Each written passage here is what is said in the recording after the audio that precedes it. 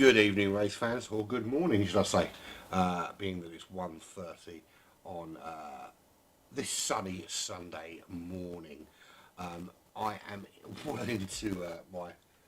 Put it this way, Black Flag Racing TV has been live, but for breaks in between a couple of broadcasts, essentially since 8 p.m. on Friday evening.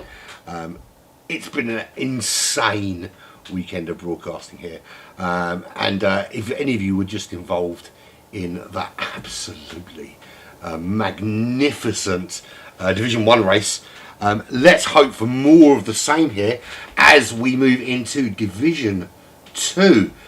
This is the GT Champions Round 5, Season 5, Round 5 at Brands Hatch in the BMW M4.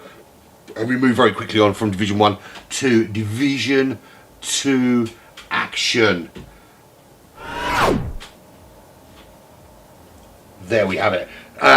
Of course, as usual, I am your compare for this evening, umpire, from Black Flag Racing TV, and we are live. Please do not swear. I'm going to swear. It's what I do. It's how I communicate on a semi-regular basis. And I was incredibly worried a minute ago. I went off for a pee and a drink and all that kind of thing, and I came back and both my boys were standing around my gear, and the problem is they know how to use it all, and I was really concerned they might have done something, but I don't think they have. I think their plan was to turn on the mic and then start abusing me, or something along those lines while we were live, but they didn't. I hope not anyway, or it turns out my webcam's on and going to a website not for this world. Anyway, moving swiftly on. Actually, that's the grid for two, but we'll have a look at that in a minute. What we will look at is where we stand after last week. That's the wrong one. That's from the week before, isn't it? That's correct though. So The Truth wins out from Rusty Maggots, and Kaizen takes the other podium spot. Of course, Black Flag Racing driver right there on the podium again after his stunning win at the Red Bull Ring the week before. So currently got, as the standings are looking right there, that's wrong as well. What a pain in the arse. To be fair, I've been updating all this stuff. We'll do it later. Yeah, I've been trying to update this stuff while broadcasting a 24-hour charity race. I've got most of it done, to be fair. I was bound to make a mistake or two. It was bound to happen. It was bound to go horribly wrong at some stage. Right, so let's have a look at the grid. This is how we stand going into this Division 2 race here at Brands Hatch. Nuke from Sector 7 will lead the way. Rusty Maggots joins him on that front row. Kawazuri, Blocky Rex on row 2. Kaizen, Black Flag with Joey Cannoli on row 3. Nico and Monkey Man Macho on row 4. The Truth and Total Wolf, not the real one, on row 5. Magic Cook and Turbo on row 6.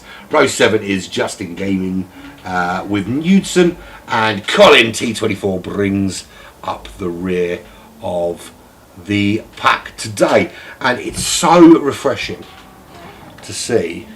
Look at this. Look at this Division 1. This is what a lobby should look like when you're racing at the top of your game. Listen, there is some feeling, I think, from these top Division 2 drivers that if the people in Division 1 don't want to race in there, there's some guys in there would absolutely love to, and I think would be bringing some exciting action to Division 1. But it's down to the management to decide whether or not anything happens in that regard. So we're at Brands Hatch.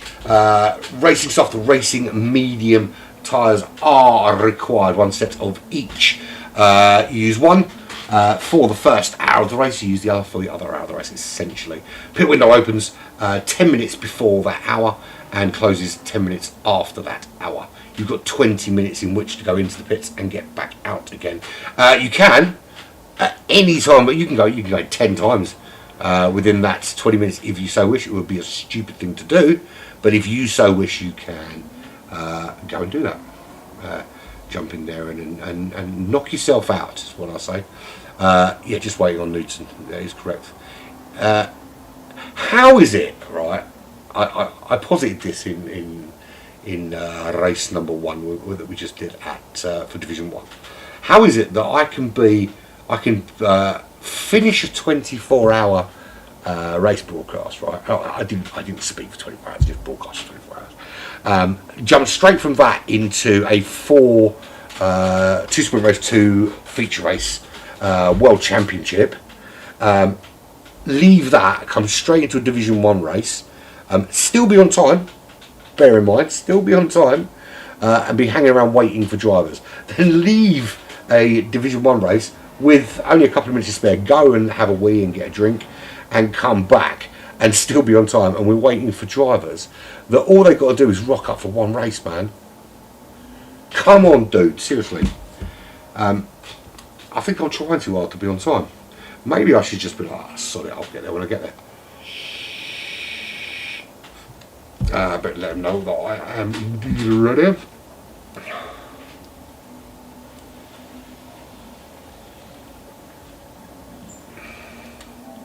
Even though I'm not a driver, but I'm telling them I'm ready anyway.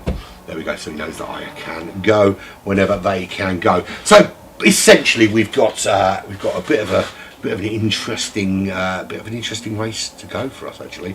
I'm gonna have a look at the. I have got the league table. I don't know why I didn't update properly. I could. Let me see if I can do it really quick because I really want you guys to see it because it's quite an interesting. It's pretty darn close there as we go into this halfway point. Really quickly, let's dig it out. Where is it? D2 standings. There we go. Right, let's see if I can get this to work. Boom. There we go. So that's how we stand. So after round 4, Rusty Maggots leads the way. The Truth just 3 points behind him. Both currently racing for RWB Racing. We've got Monkey Man from Black Flag there in 3rd, Calzari 4th, etc. Moving swiftly on. Let's do that. Let's get rid of that. Let's go back to that. Let's get rid of that. Go there. Get rid of that. Go there. Boom Shankar. Can we get open and done? Yes, we can. Move this down here. Look how quickly I'm doing it. I'm in. And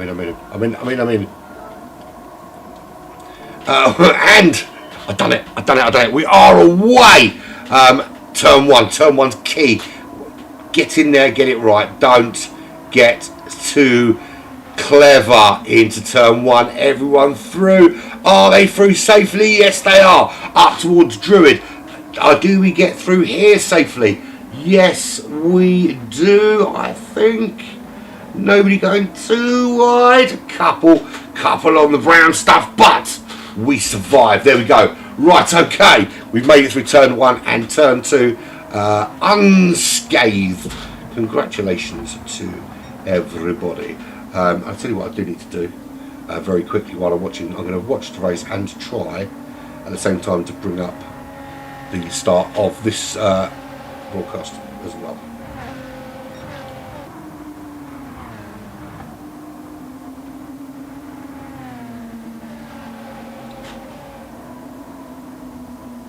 Right, so Nuke currently leading the way. Rusty Maggots is just behind, 1 second behind actually, with Kawazuri half a second behind him, running in 3rd position.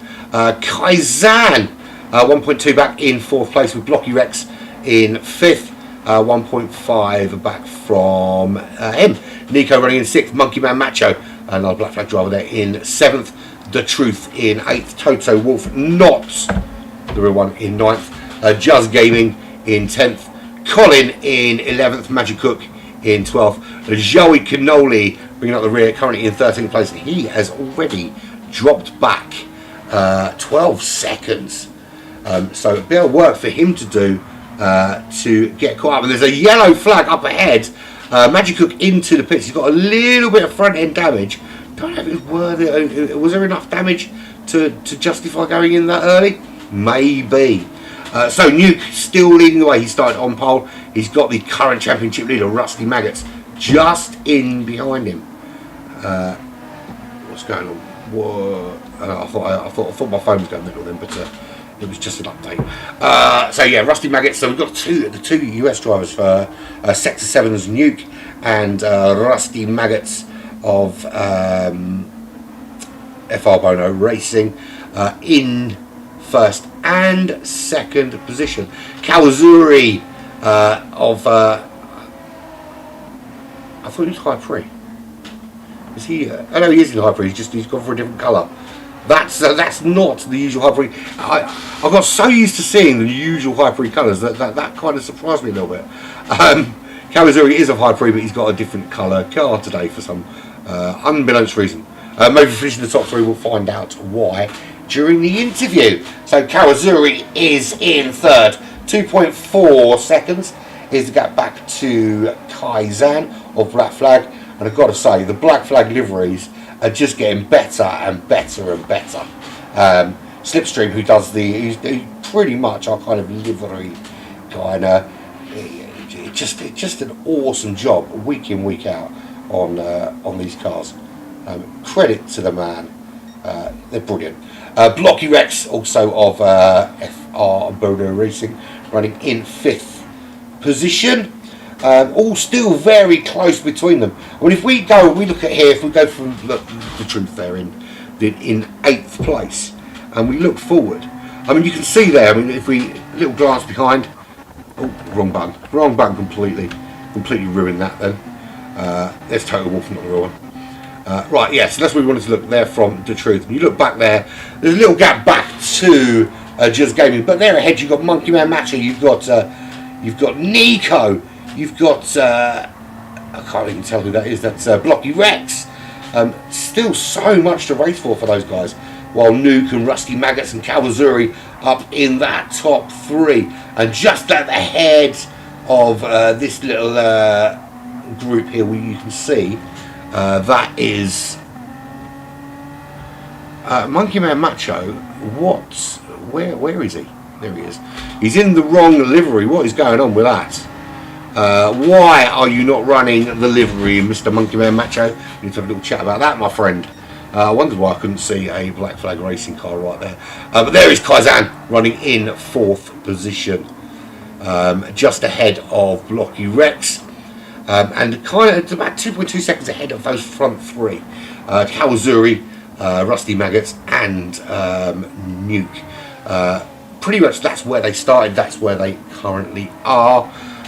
Now, we saw it was pretty dull, obviously, in Division 1, what the strategies were for those. I can tell you that there are drivers out here on 2 different strategies again. So what's going to happen is we're going to get to the 50-minute mark. The pit window is going to open, and at that stage we'll see some drivers coming in. Probably not right at the beginning of the window. I imagine that most drivers on the racetrack today will come in around the 1 hour mark, which they did in Division 1 as well. In terms of pace, they're not going to be quite the...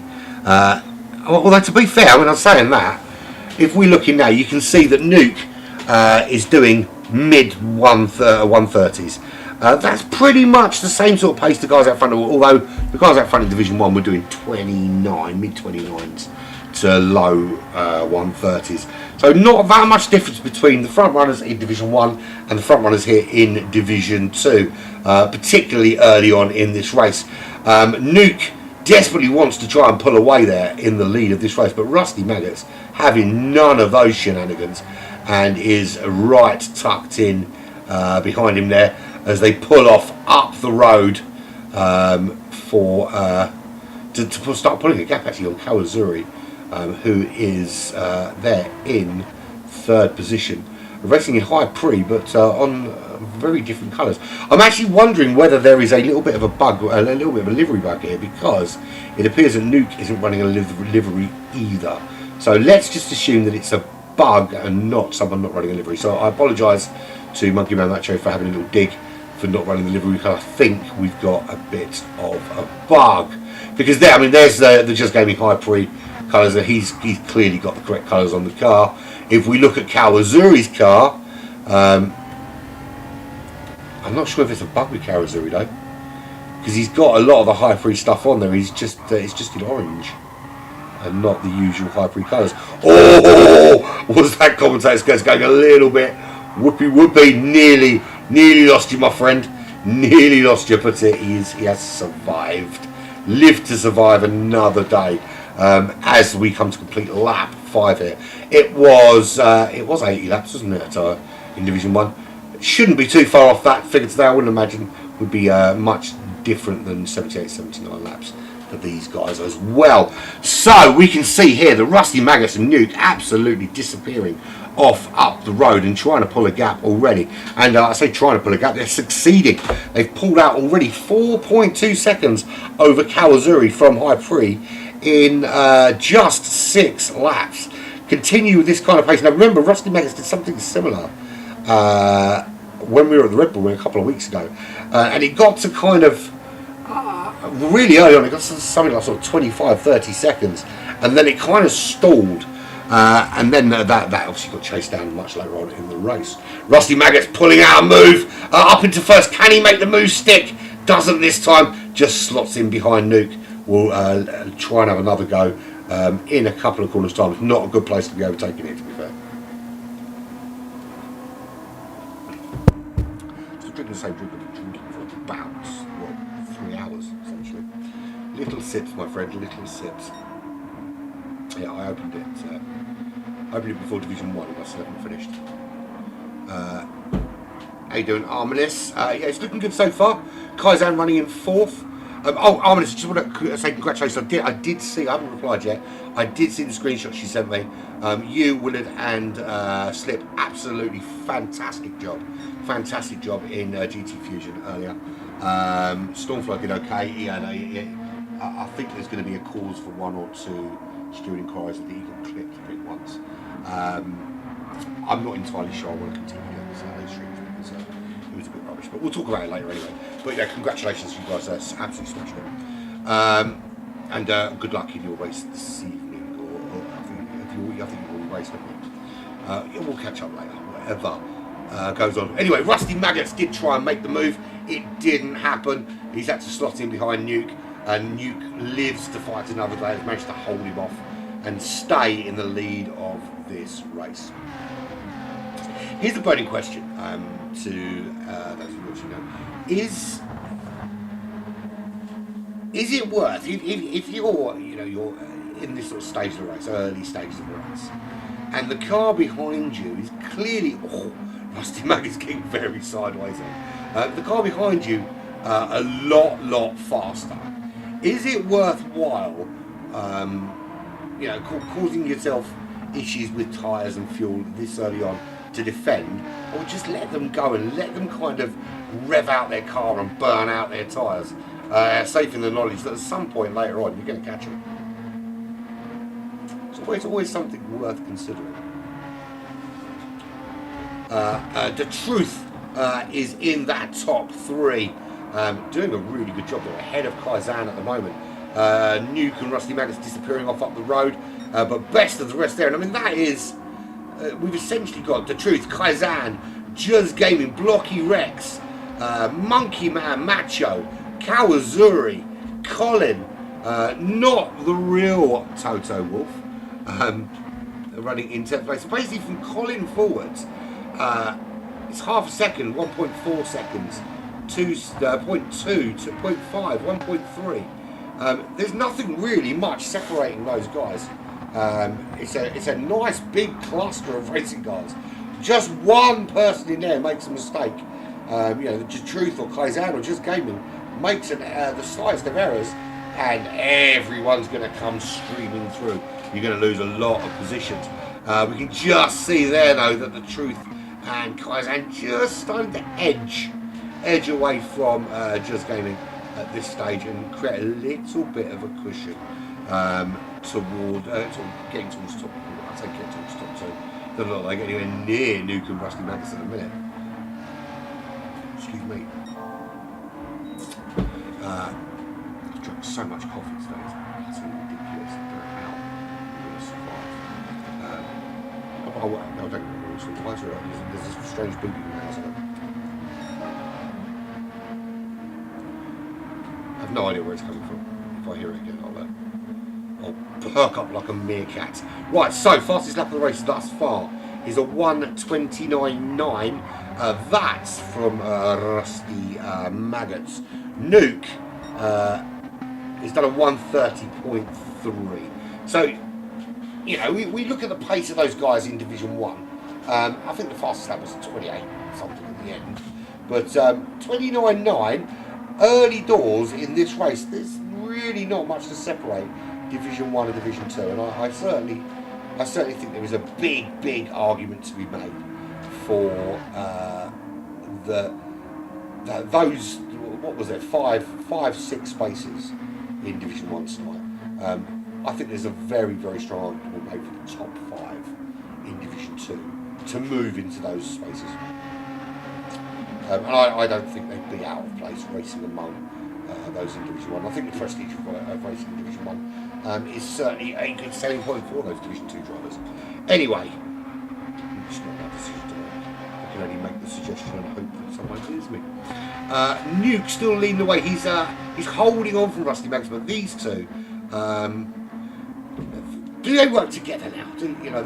They're already 8.9 seconds clear of the Truth in third, and that kind of, I was going to say that train with the Truth and Kaizen, but actually the gap's already opened right out. Kaizen just dropping off to Truth's place out front initially.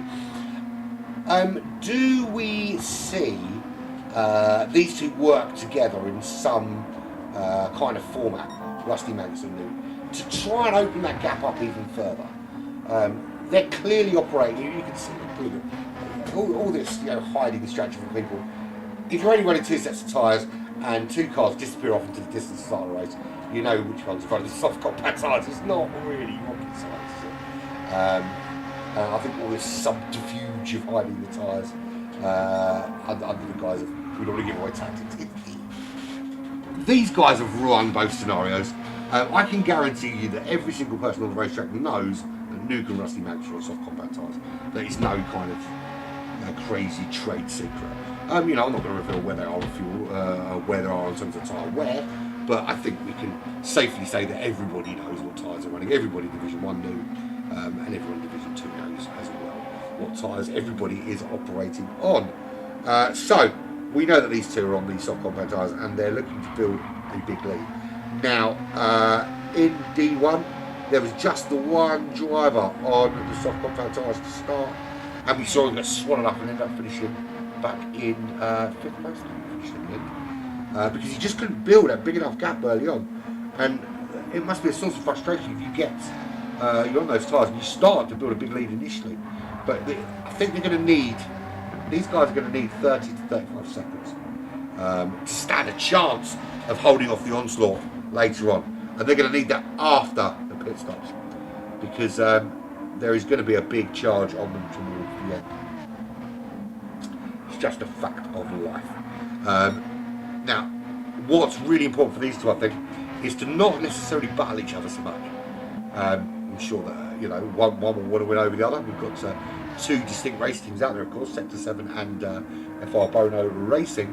But I'm pretty confident that they're not going to be trying to hamper each other too much when they both know that what they need is a nice, big, juicy, chunky lead over the rest of the field.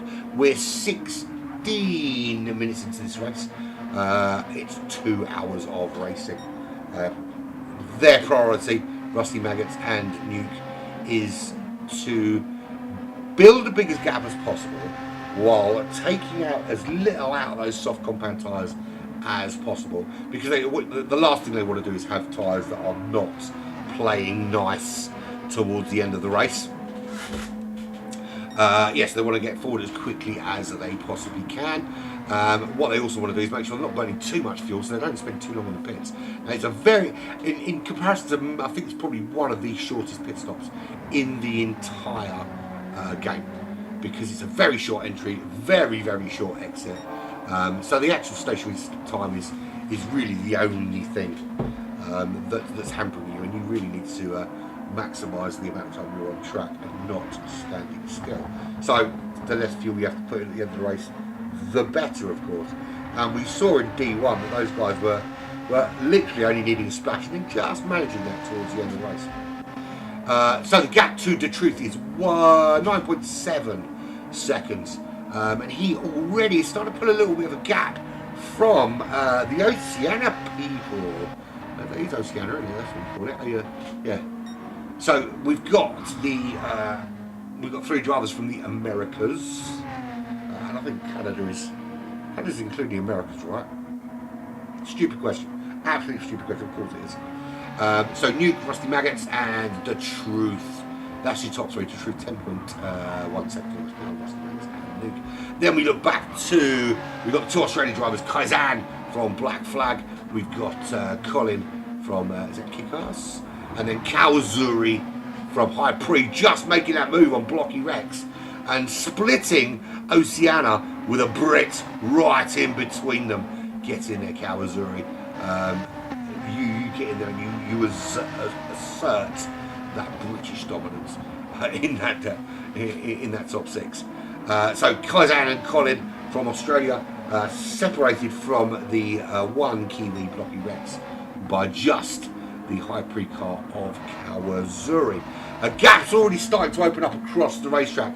It's 3.5 to Kaizan. It's then 3.8 to Colin, 3.5 to Kawazuri, 1.4 back to Blocky Rex, and there's Monkey Man Macho just behind Blocky Rex, just 3 hundredths of a second behind Blocky Rex. Is he going to make this move soon? We know just what Monkey Man Macho is capable of in terms of pace, and he will be rocking not this BMW but its big GR3 brother for Black Flag next week in the Endurance Racing Federation 12-hour at Bathurst, where we have two teams. We've got the AMG GT3 and we've got Kaizan's actually going to be driving that as well.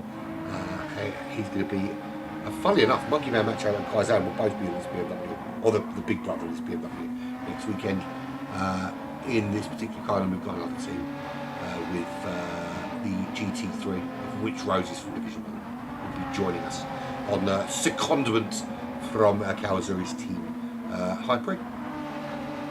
So Monkey Man Macho gets the move done on Blocky Rex. He's up into 7-play. Blocky Rex just starting to drop back towards the Asian driver, not the real one. He's totally off and he's not. He's just a pretend one. There's Nico, also from that part of the world.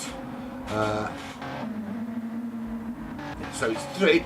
So what it looks like at the moment, we've got quite a grouping of different parts of the world. So we've got the three guys from the Americas up front: Nuke, Rusty Maggot, Serum, the Truth Serum. Then we go sort of fifth. We've got the two Australians.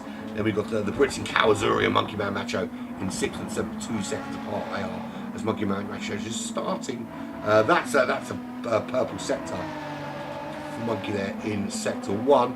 Can he now steal that fastest lap from Rusty Maggots? Then Blocky Rex from New Zealand. He's got not the real one, Total Wolf, just behind him, 2.8 seconds. 5.2 to Nico from Australia. And then a couple more Americans. We've got Joey Cannoli. I love that. That is an awesome livery, that is. Awesome livery. High Pre. What happened to you, Roses, man? It did not go very well in that last race, mate. You started out all right. You just seemed to get worse and worse. A bit of a struggle, was it, mate? A bit of a struggle. At one stage, I thought it might possibly be a High Pre top 4, in all honesty. Yeah, I wanted to have a look at this livery. I really like that kind of faux camouflage. I do like that. Very, very cool. I like it a lot. High Pre driver there, Juz Gaming. Yeah, I think you must have done, mate. Just wanted to ask something, because obviously we can see there that's High Pre livery on Just Gaming's car. Magic Cook at the back of the pack, we don't want to avoid him, he's 32 seconds back. Right, so Nuke out in front with Sector 7. He's got no livery on. I'm thinking that's a bug. And I'm thinking that it's a bug because if we go there to... so most names the truth, they've got their livery on. We go there to Kaizen, that's the black flag livery, as you know. Colin's got his kick-ass livery on. Kawazuri, is it supposed to be a different colour to all the rest of you? Is that meant to be... I mean, it looks like a proper livery, but it's not. It's got every indication that it's high pre, but it's a different colour, and it really freaked me out. I thought he changed teams and not told me what. The other problem is, of course, there we got that as well. There's no black flag livery on that car. I'm beginning to think there might be a little bit of a bug somewhere because a Blocky Rex. No, it's almost like there's stuff missing off of that as well. It doesn't look finished. That side looks right, but that side doesn't look finished. Toto Wolf, not the real one, of course. That pretty much doesn't look finished actually. But, yeah. So that's can you ask that question? Why does this car not look like a high pre car? When it's high pre, not high pre. When it's maybe. Right. Anyway, Rusty Maggots has found his way around Nuke. Those two pretty much have been dominating this race from the outset out in front. It was Nuke and Rusty Maggots.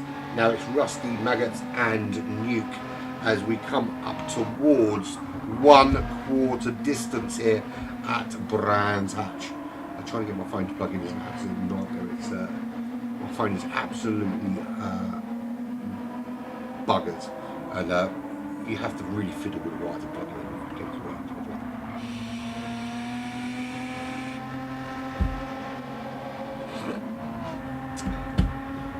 I genuinely am tired of sitting now. I've got a keyboard right in front of me and I'm looking thinking, how do I control these cards again? Right, so Rusty Maggots from the United States leads Sector 7's Nuke by 0.7 of a second. These two have disappeared off up the road, got themselves a nice 11-second gap. And have they already? I think they have. Why is it something else? What the hell is going on? That's what I wanted. I don't know why, it was sitting all over the place. It looks to me like I think they've already got around Magic Hook. So Magic Hook seems to be struggling a little bit because the leaders, Rusty Maggots and Nuke, if we look back, I think we'll still see. Get the right view. If we look back, I don't know if we'll see. Yeah, we do. That is not this guy. The Truth Serum. He's 11.9 seconds back. The Truth, 12 seconds back. He is not far behind this guy right here, Magic Cook. He's having a bit of a nightmare today. Massive off clearly in lap 13. Didn't get much better in lap 14 either.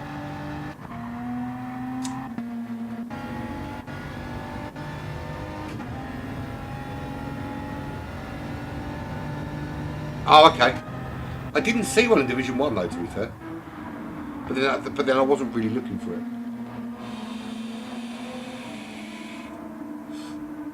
But I do like it, I like it a lot. Right, anyway, Rusty Maggots leads the way. 1.1 seconds now. Now he's got ahead of Nuke.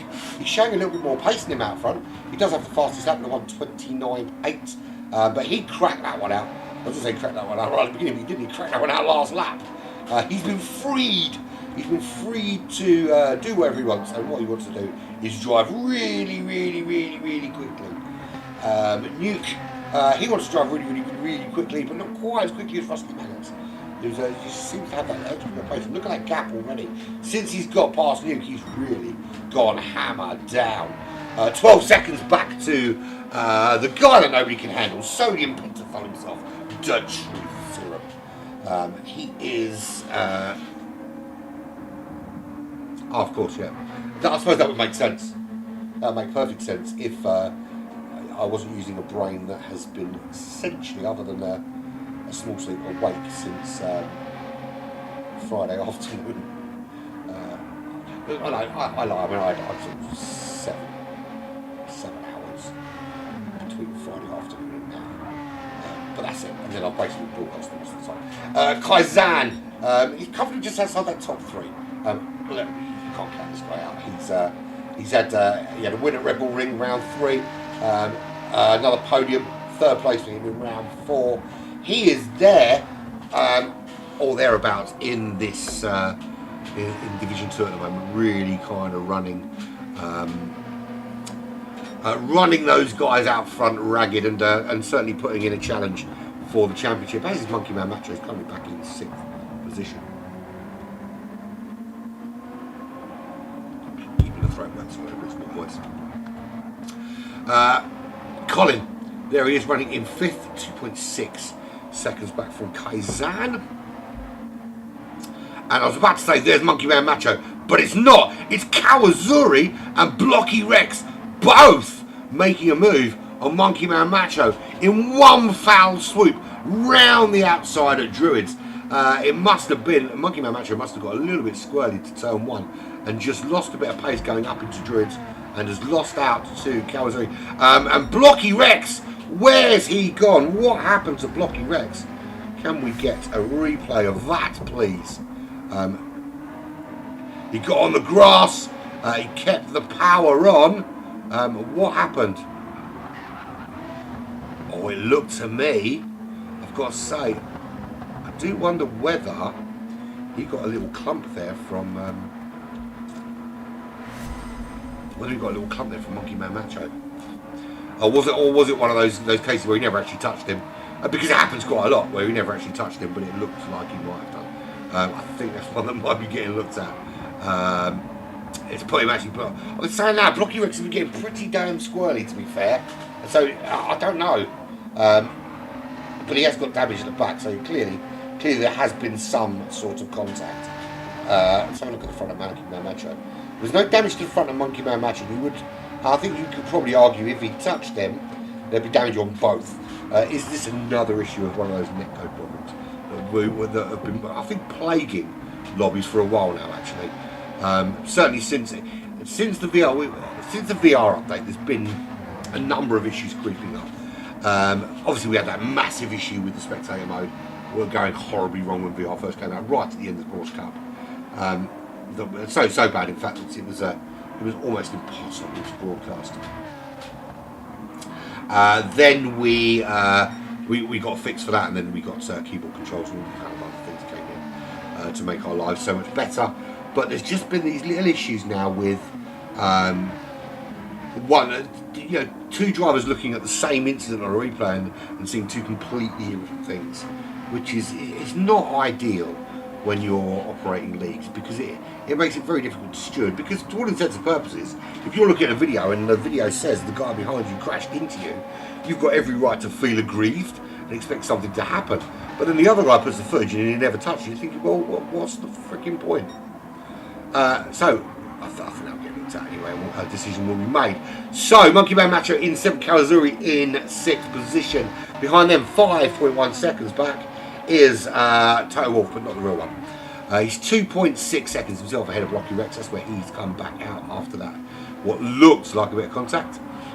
He's got Nico, and Nico's no slouch, but he's currently back in 10th place, trying to hunt down the Kiwi from just that little island just across there from him, and try and find a way through. Joey Cannoli, forget about it. That was awful. I deserve to be shot for that awful impression. I'm not suggesting it was the impression of Joey Cannoli. It was just my random impression of a New Yorker. I did it again, didn't I? There he is. He's 6/10 behind Nico, sticking with him. You just wait until an issue comes up. We're down to 12 drivers. Who have we lost? We've still got Rusty Magnus and Nuke and Truth. Kaizan's still there. Colin's still there. Kawazuri's still there. Monkey Man Macho. The Total Wolf, not the real one. Blocky Rex, Nico, Joey Cannoli, Magic Cook, and we have lost whom? I'm going to have a look because I'm pretty sure I can work it out. I'd like to think I could work it out anyway. So I'm going to open the document now. Just Gaming. That's who we've lost. High Prees at Just Gaming. has been disconnected from the room. Well, what can you say? It's one of those things. Nothing you can do about it. It's another one of those issues that we experience. Although generally that's something that a disconnection of that is generally something that will end going horribly wrong. So Rusty Maggot's got himself past Nuke, and he has freed himself from the shackles of slowivity. Am I allowed to invent new words? I think I am. Shakespeare was British, he invented words. That's what I'm going to do. From the shackles of slowivity, Rusty Maggots is released, and up the road he disappears, and he's already pulled out 4.4 seconds over Nuke from Sector 7. We're just past the 1/4 point in this race, and having now been released, Rusty Maggots is chucking in some very, very D1-esque lap times. The high 29s, low 130s, and that is what the front runners in D1 were throwing out at this stage of the race. Just put it out there. There was only 9 in the lobby this evening, and the guys at the front are putting in D1 pace. Awesome. Ricardus, how you doing, my friend? How you doing? He's doing right, running in 7th. I think he might be subject to a penalty because I think he did give a little love tap in the bum of who was it? Blocky Rex. There we go. Right, Nuke. He's still out, but he's 11.5 seconds clear of the Truth. The Truth has closed that by 6/10. But Nuke's still running in 2nd. He's doing all right. 4.4 seconds behind Rusty Maggots. That's the two front-running US drivers, of course. You can't handle the Truth. Yes, I can. The truth is that he's bloody quick, and he's in the top 3.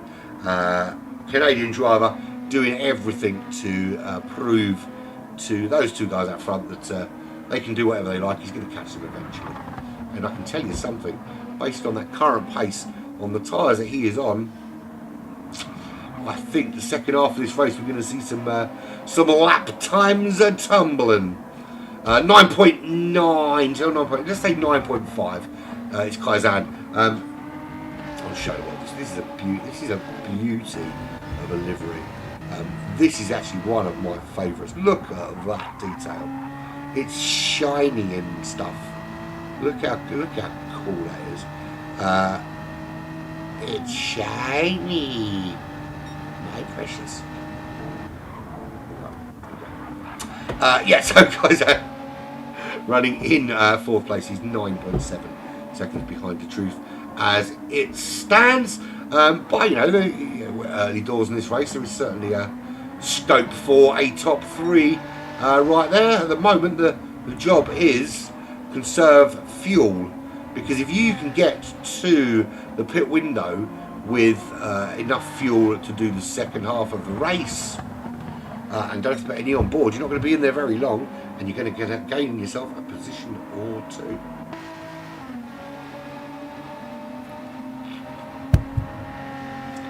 Colin, the other Australian driver in the group, right there. He's not the only one. There is another one further back. We'll get there soon. 1.3 seconds is between him and Kaizan. Then we've got another little bit of a gap to Kawazuri. He's running the Metropolis. I was positive as to why he would be running something different, and it's been explained to me by Rose is that Metropolis are running 1 livery in every division for a little bit more of a profile. Although to be fair, my first thought still was that was a Hypre car, but a different colour Hypre car. So if Metropolis were hoping that would give him more exposure, yeah, it does, because it's got Metropolis written in big letters on the side.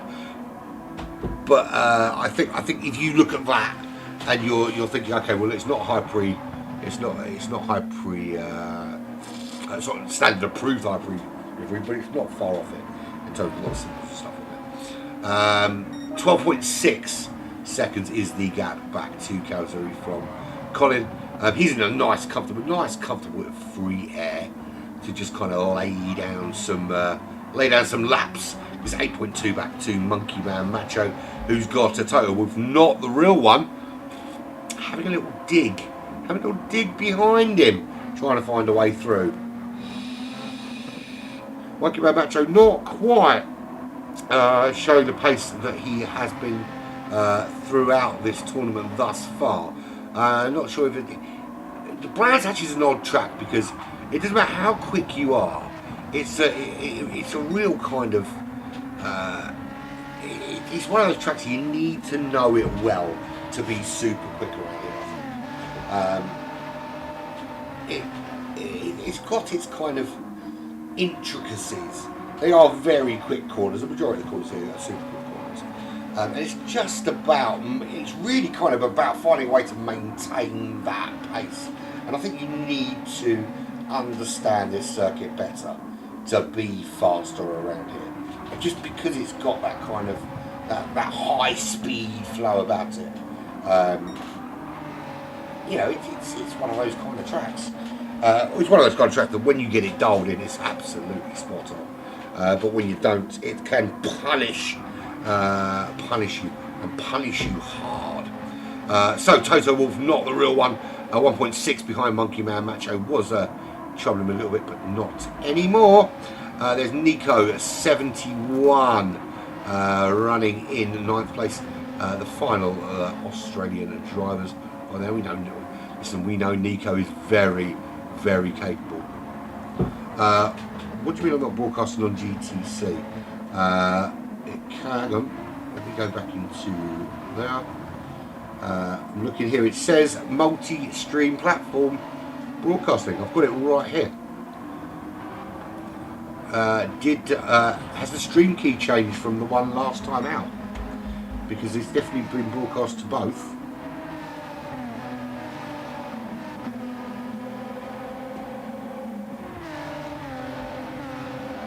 Yeah, everything here says on multi-stream broadcasting. So, was there an issue with the stream key for GTC-2? Because I use the one that I've always been using.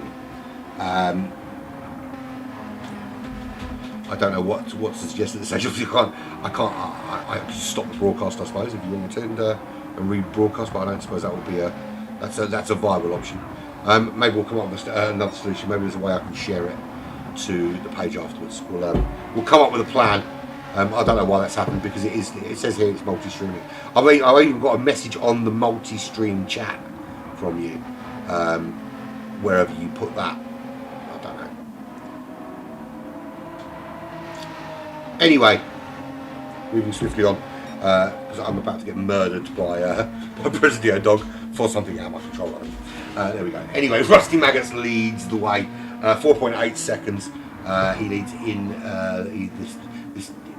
And I said this earlier, that if you've got a large selection of these GR4 cars to choose from, and you of different GR4 cars to choose from, and you had this BMW, you might not necessarily be pleased that you had it up against some of the other cars available to you.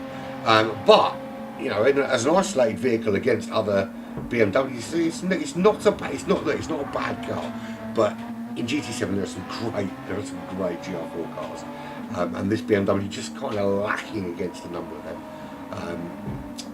Better at GR3? Yeah, definitely. The BMW is much better at GR3 than it is at GR4 in my opinion. A lot further up the list, I think. But Rusty Maggots is doing an absolutely fantastic job. Shouting again is not going to change anything, mate. I used the stream key that I had. What do you suggest? Anyway, moving swiftly on again. So Rusty Maggots leading 5.6 seconds from Nuke from Sector 7. 12.5 seconds back to DeTruth. 13.8 to Colin. So DeTruth he's hanging in there quite well in third, actually. No real pressure from the chasing pack behind him. Kaizan has lost a position to Colin. So has he made a mistake?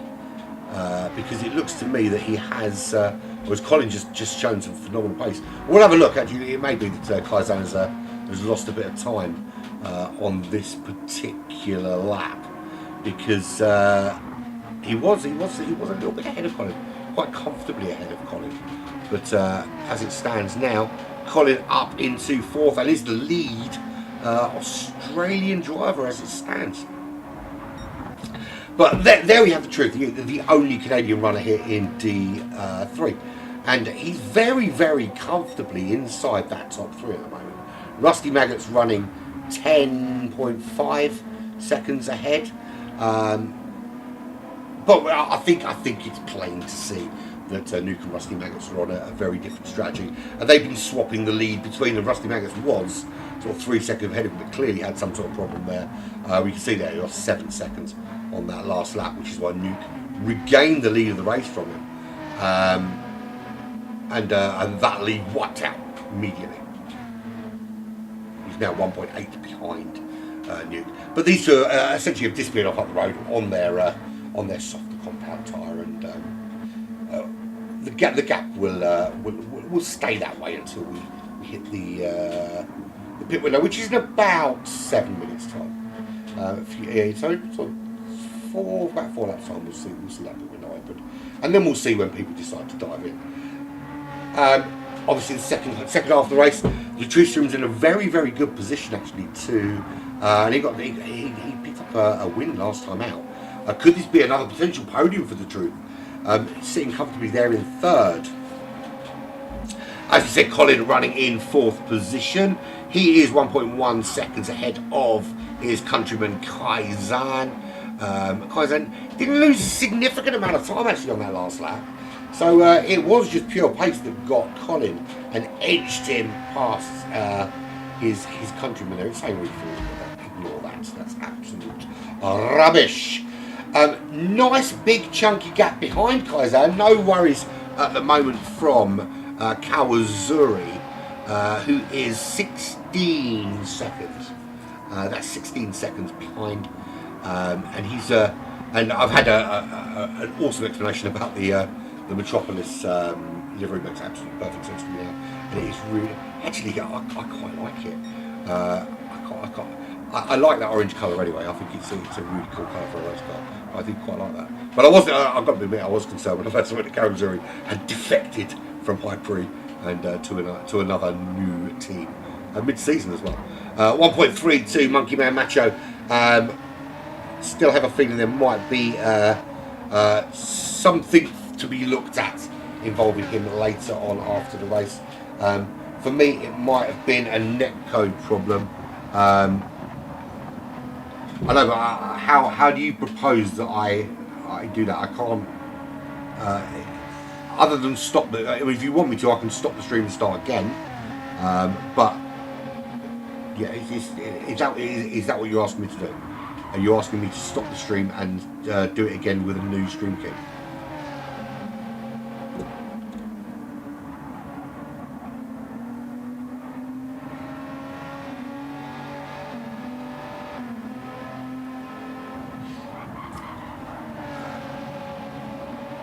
Which I can do if you want to, but obviously I need a nod from you at this stage. I'm not going to stop it and start it again unless that's specifically what you want me to do. Kawazuri 2.2 seconds back from Monkey Man Macho, or 2.3 back from Monkey Man Macho, with 4.4 back to Nico, 1.5 to Blocky Rex. There we've got Joey Canoli rounding out that top 10, 2 seconds back. 1.5 to Toto Wolf, and then Magic Cook in 12th, who's lost Just Gaming Reel from High Prix from this race to a disconnection, or so it seems, a disconnection. We didn't see him go, he disappeared. And I forgot to add this Toto Wolf, not real one.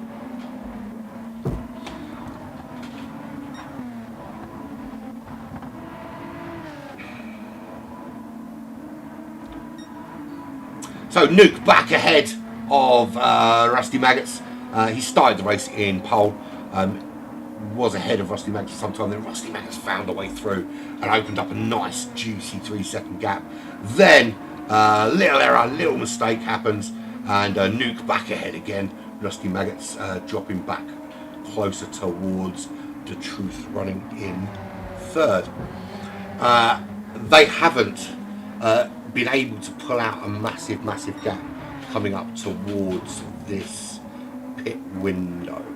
I'm going to be brutally honest. It seems to me, and we saw it in Division 1, that starting on the soft compound tyres, and it's not the first time actually throughout this season we've seen this, is that it really does seem that the only real viable strategy with this format is to start on the medium tyres and then use the softer compound later on in the race, because I don't think I've seen a scenario yet where somebody started on the soft compound tyres and built a big enough lead with those soft compounds that it's been sustainable for the second half of the race for them to be chased down by everybody else on the soft compound tyres while they run the mediums. I don't think I've seen a scenario yet. And it's a shame, really, because essentially it means that it's a one strategy race. We've seen people try it, but it just hasn't seemed to have worked. So Rusty Maggots in second, 1 second behind Sector 7 Racing's Nuke. And there is a little bug here with the livery, so you can see that Nuke's not got one on, and Monkey Man Macho, who's now up to 6th position, doesn't have one on board either, despite the fact I know he's got one because he's in the same car as Kaizan. There is The Truth, still running in third, still maintaining that sort of 12-second-ish gap to the front runners, which we'll see. We'll see how well that works once the pit window's over, because we're about to see that pit window opening in just less than a minute's time now. So we could start seeing the first pitters happening pretty shortly. I would imagine it's probably going to be another 10 minutes before anyone actually takes up that offer of going in, but you never know.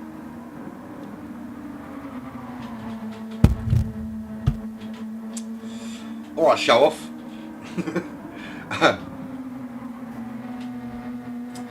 No, you're right, you did. But I didn't see it, so technically it doesn't count.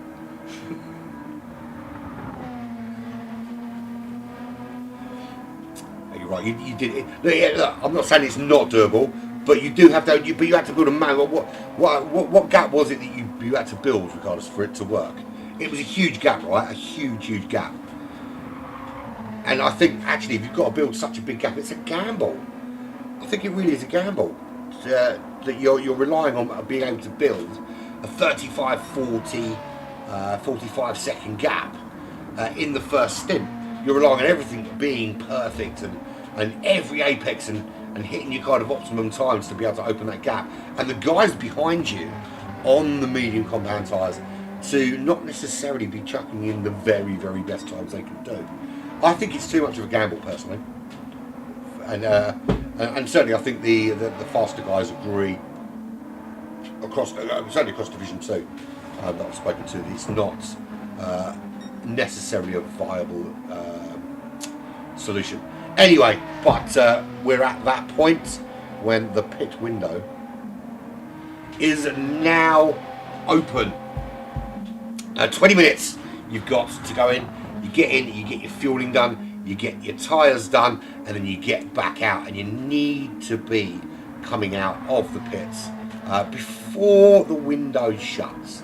Not going in just before the window shuts, but actually coming out of the pits then.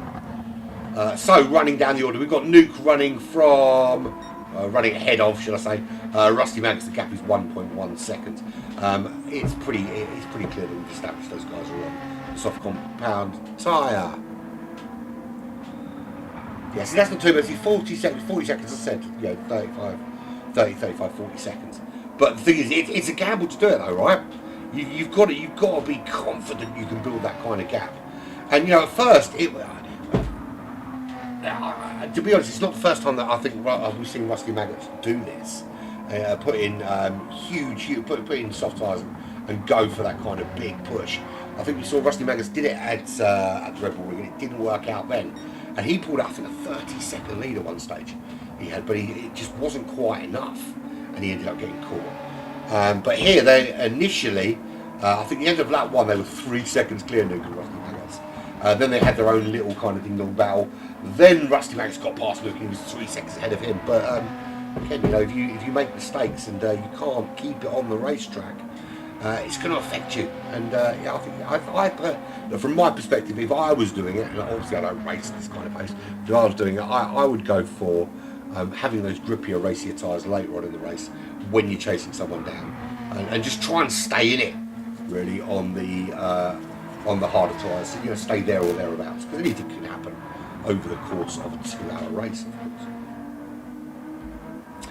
Let's drop to the back of the grid and see where everybody is. Magic Cook is not having a great day here in DT. Let's be brutally honest. It's not gone too well for him. He was lapped very, very early. He's about to be lapped again. He's currently on lap 34. Luke's on lap 36. So Magic Cook not feeling this racetrack and car combo at all. We can't really seem to get this dialed in. He's pulling actually off the racetrack to let those two through. Very sporty of him. Personally, I'm not a fan of drivers feeling that they should do that to let people through. I think that there should be some thought from the drivers coming on the blue flags as to where they make that overtake. I mean, part of the jeopardy of racing is that you could get held up for a little while behind not a little while, but you know, for a corner or two behind a back marker, and you know, when the back marker just pulls over like that to let you fly through, I think it kind of takes away that little element of risk that makes racing fun. But each to their own. I certainly don't get out of the way that quickly. Yeah, my expectation is that, you know, I would essentially go through the corner and then just be a little bit later on the accelerator so you can breeze past as you come through. Each to their own though. So Nico, he's a couple of laps ahead clearly. He is 4.6 seconds behind Toto Wolff, not the real one, who is 4.8 seconds behind Joey Cannoli, who has, for me, the second most beautiful car on the grid. Absolutely love that livery. Really, really big fan of it. Really big fan. I might steal it. If it's available to be stealed. It probably isn't, but if it is, I'm having it. Blocky Rex. I have a feeling that little bit of damage on the back of his car may have come from some contact with Monkey Man Macho quite a few laps ago now. I mean, look, there didn't look much in it, but the direction that Blocky Rex's car went suggests that something happened. Whether it was an actual piece of contact or whether there was one of the many significant issues that these lobbies lately seem to have been having with kind of two different views from two different cars. And we've had a prime example a couple of weeks ago in the WSR Porsche Cup, where one guy just saw himself driving around the track and going really fast and thought he was going brilliantly, and everybody else saw the guy flying and disappearing into walls and sinking into the floor and going backwards and spinning and all sorts of mental stuff. And I don't really know what the answer to that is. It is what it is, I suppose. I think Old Man J actually had one, I think it was a Red Bull ring, where he was ploughed into from one perspective, but the other replay showed that he actually wasn't touched at all, but he still sent his car flying off into the gravel. Nothing to do with him. The code was just written that way. Kawazuri is 3.1 seconds ahead of Blocky Rex. Pit window has been open now for 6 minutes. Still waiting to see if anyone is going to go in. Who's going to go in first? Are you going to go in early? You're going to go in late? What do you feel is going to work? Do you feel that you kind of do if you're chasing a guy down, do you do what he does? Do you do the opposite of what he does? They go in early, you go in late. He's staying out, you go in early. I'm sure these guys have thought over 2 or 3 different strategic options. But Monkey Man Macho running in that top 6, he's 15.8 seconds behind his teammate. Right there, and that's what his car should look like. That's the livery that both drivers put on the car when they came in the lobby. For some reason, when the lobby loaded, that's what it gave us back. It gave us one car with and one car without, which I find incredibly strange. And at first I wondered whether it's because the host is from the United States and maybe it was because of the United States and the kind of across the Atlantic thing. It turns out that Nuke hasn't got one either, and he's from the States, so it's not that. Talking to Kaizen, 15.6 seconds ahead of his teammate. Running in 5th place, he's 5.1 behind Colin. And Colin's showing actually some really, really good pace. Currently running in 4th. 14 seconds behind Mr. Sodium Pentathlon himself, The Truth. You can't handle The Truth. He's the lead medium tire runner, clearly. We can see that. I think Nuke and Rusty Maggot's going to find themselves in a little bit of trouble because they've not been able to capitalise on starting on the front row with soft tyres and build a nice big cushion for themselves. Instead, what they're going to find is they're going to have to go very, very soon because their tyres are going off, and they're going off fast in this current pit window as we very quickly approach the exact midway point of the race. Sorry, one second.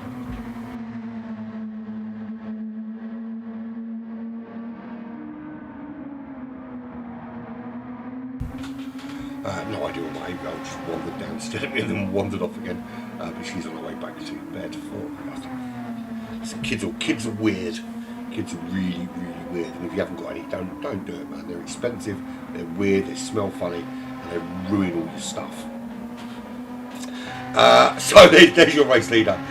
Sector 7's Nuke. Just ahead of the current championship leader, Rusty Maggots. And Rusty Maggots is the first to blink and the first to pit. And it is a very, very short pit here. But we will see quite a few cars coming through. There goes The Truth. He's going to come through and will take, as he just comes around to lap Magic Cook. That'll be the second or third time he's been lapped by these cars. Not a good day at the office for him. So The Truth is through. Rusty Maggot's still in the pits. He's coming out now. Does he come out in 3rd? Yes, he does. Actually, that's not bad for him. Look, we know he's on the medium tyres. The other drivers know he's on the medium tyres. It's not going to be easy, but coming out in 3rd helps. Because it means that every single car behind him, Colin and Kaizen and Monkey Bear Macho, are going to have a big gap. They're going to have to close down. So he's done quite a good job looking after the fuel. That's the thing. Because I think that is the big, big important thing that these guys have got to do. Is that if you can look after fuel through the first stint, you essentially can do this race without ever having to refuel the car. We saw that the guys in Division 1 were very, very good at that and very, very clever with their fuel management and made sure that if they did have to put a fuel in, it was like a splash, just a tiny little kind of splash when they went in that halfway point. But essentially, if you know you can make it halfway with half a tank of fuel, you know you're going to get to the end. Just do what you did in the first stint, in the second stint, and you'll be fine. And Nuke, as we hit that 1 hour mark, in he comes to change out those tyres and get some new ones on board. He is putting some fuel in. How much is the question? Looks like he's putting quite a lot in. Not entirely sure if that's the smartest choice. Where does he come back out? He comes out. He's still ahead of Rusty Maggots. The Truth taking the lead of this race. This is the time for The Truth just to put that hammer down now. If he can open a little bit of a gap, and well, let's be so what he was nearly 12 seconds behind Rusty Maggots when he went into the pits. He's currently 8.5 ahead of Nuke. It's going to be interesting to see where he comes out, if he can gain any benefit over these front two. Could I be completely wrong? Could I be that far off the mark, suggesting that starting on the soft compound tyres was the wrong decision? I don't think I am. I still insist. I saw what I saw in Division 1, and you can argue that the guys in Division 1 are faster and more accurate. Yeah, of course you could. But remember, we had several cars crashing in Division 1. We haven't seen that kind of level of crash in Division 2 yet. We saw in Division 1. We saw Sharky absolutely wreck his car, going super quick and having to repair everything. And then not really being able to recover. So we haven't seen that yet from these guys. Although we do have one driver really struggling at the moment. The Truth, in he comes. So be interesting to see. Here we go. Nuke is going to come through. Rusty Maggots is also going to come through. Nuke regains the lead of the race. Rusty Maggot regains second. Contrary to Division 1, where the race leader went in, came back out, and then probably lost the lead of the race almost immediately. So the Truth back out of the pits. Now here's the interesting thing, because you've got the two cars out front. You've got Nuke and Rusty Maggots on the medium compound tyres. You've got the Truth running on the soft compound tyres. So it is literally just a case now of a chase down.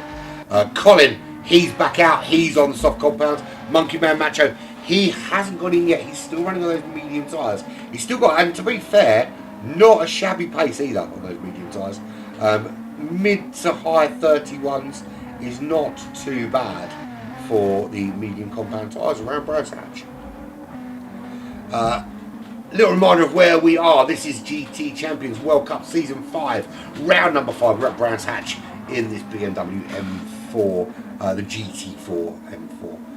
Well, yeah, it's GT4 M4 because in GT3 it's an M6. Division 2 coverage is live with you right now, coming at you like Cleopatra. As we move into the second half of this race, we're watching Kawazuri of High Pre, and I think we're going to see him come round this right-hander, left-hander, another right-hander, and then into the pits he will come, is my honest opinion at this stage. But everybody that needs to pit needs to do so relatively quickly, because this window is going to be shut in a little under 6 minutes. Last opportunity for all to pit. So, of those who pit, Nuke is in the lead. Rusty Maggots is, as I say, just behind him. He's practically in the car with him. He's so close. I mean, look at this. Nothing separating these two at the moment. As look at those dark clouds. I don't think it's not going to rain, but it certainly really looks like it. And just look how close Rusty Maggots is to the back of that Sector 7 driver's car. Great run on him. I've got to say, I was going to say that's an awful place to try and overtake, because one or two things are going to happen. You can't go side by side through there. So someone is going to go either get ploughed off onto the inside or ploughed off to the outside. But he made absolutely the spot on right decision there, Rusty Maggots, and just eased out of that at the right time. This is where he wants to start getting a good run now. He can't make the overtake here unless, of course, the car in front goes wide. But this is now where you make that run. The final corner into the start-finish straight. There's certainly an opportunity to make a move, potentially around the outside, certainly up the inside with a good bit of pace. And then again into turn 1. Rusty Maggots has to let off the power. He's a little bit wide and on the grass, and he doesn't want to risk losing the back end of that car. And not only just taking him out of contention first, but potentially throwing him into the ever-loving clutches of the Truth Serum. Right, so we did promise that we would look at the gap, and it's quite clear that stopping that a little bit later has had a positive effect for the Truth, because the gap is 6.6666. Oh, that's awesome. Just got a screenshot. And being able to go that a little bit quicker, he's just put in a 1:29.8, which is his fastest lap of the race. Colin with a 1:29.6. Not to be outdone. He's currently 11.4 seconds behind the Truth, but he wants to go faster. He wants to catch him. Anyway, other people who've been in the pits, Monkey Man Macho has not. He has stayed out. He's running in 5th. I think now's the time, because the clock is ticky. If he doesn't do it this lap, he's going to have to do it next lap, but he's going to be cutting it pretty fine. Kaizan comes back out in 6th. He'll regain 5th place when Monkey Man goes in. Joey Cannoli, he's been in. Will he jump Monkey Man when Monkey Man takes his pit? Because he's what? So it's about 28 seconds, 29 seconds. I think 28, 29 seconds between Joey Cannoli and Monkey Man Macho. Joey Cannoli here can gain himself what looks like 6th position. Kaisan's going to move up to 5th, of course, when he takes Monkey Man Macho. But I think Joey Cannoli is going to jump Monkey Man Macho up into 6th, as the True Serum puts in the fastest lap of the race with a 1:29.579 to his name. Kawazuri, he's on those soft tyres now. Can he make them work for him? His pace on the mediums are going to be brutally honest. Wasn't Kawazuri kind of pace. Used to seeing him chucking in usually faster laps than that, but it didn't feel like a Kawazuri number, looking at the numbers he's churning in there.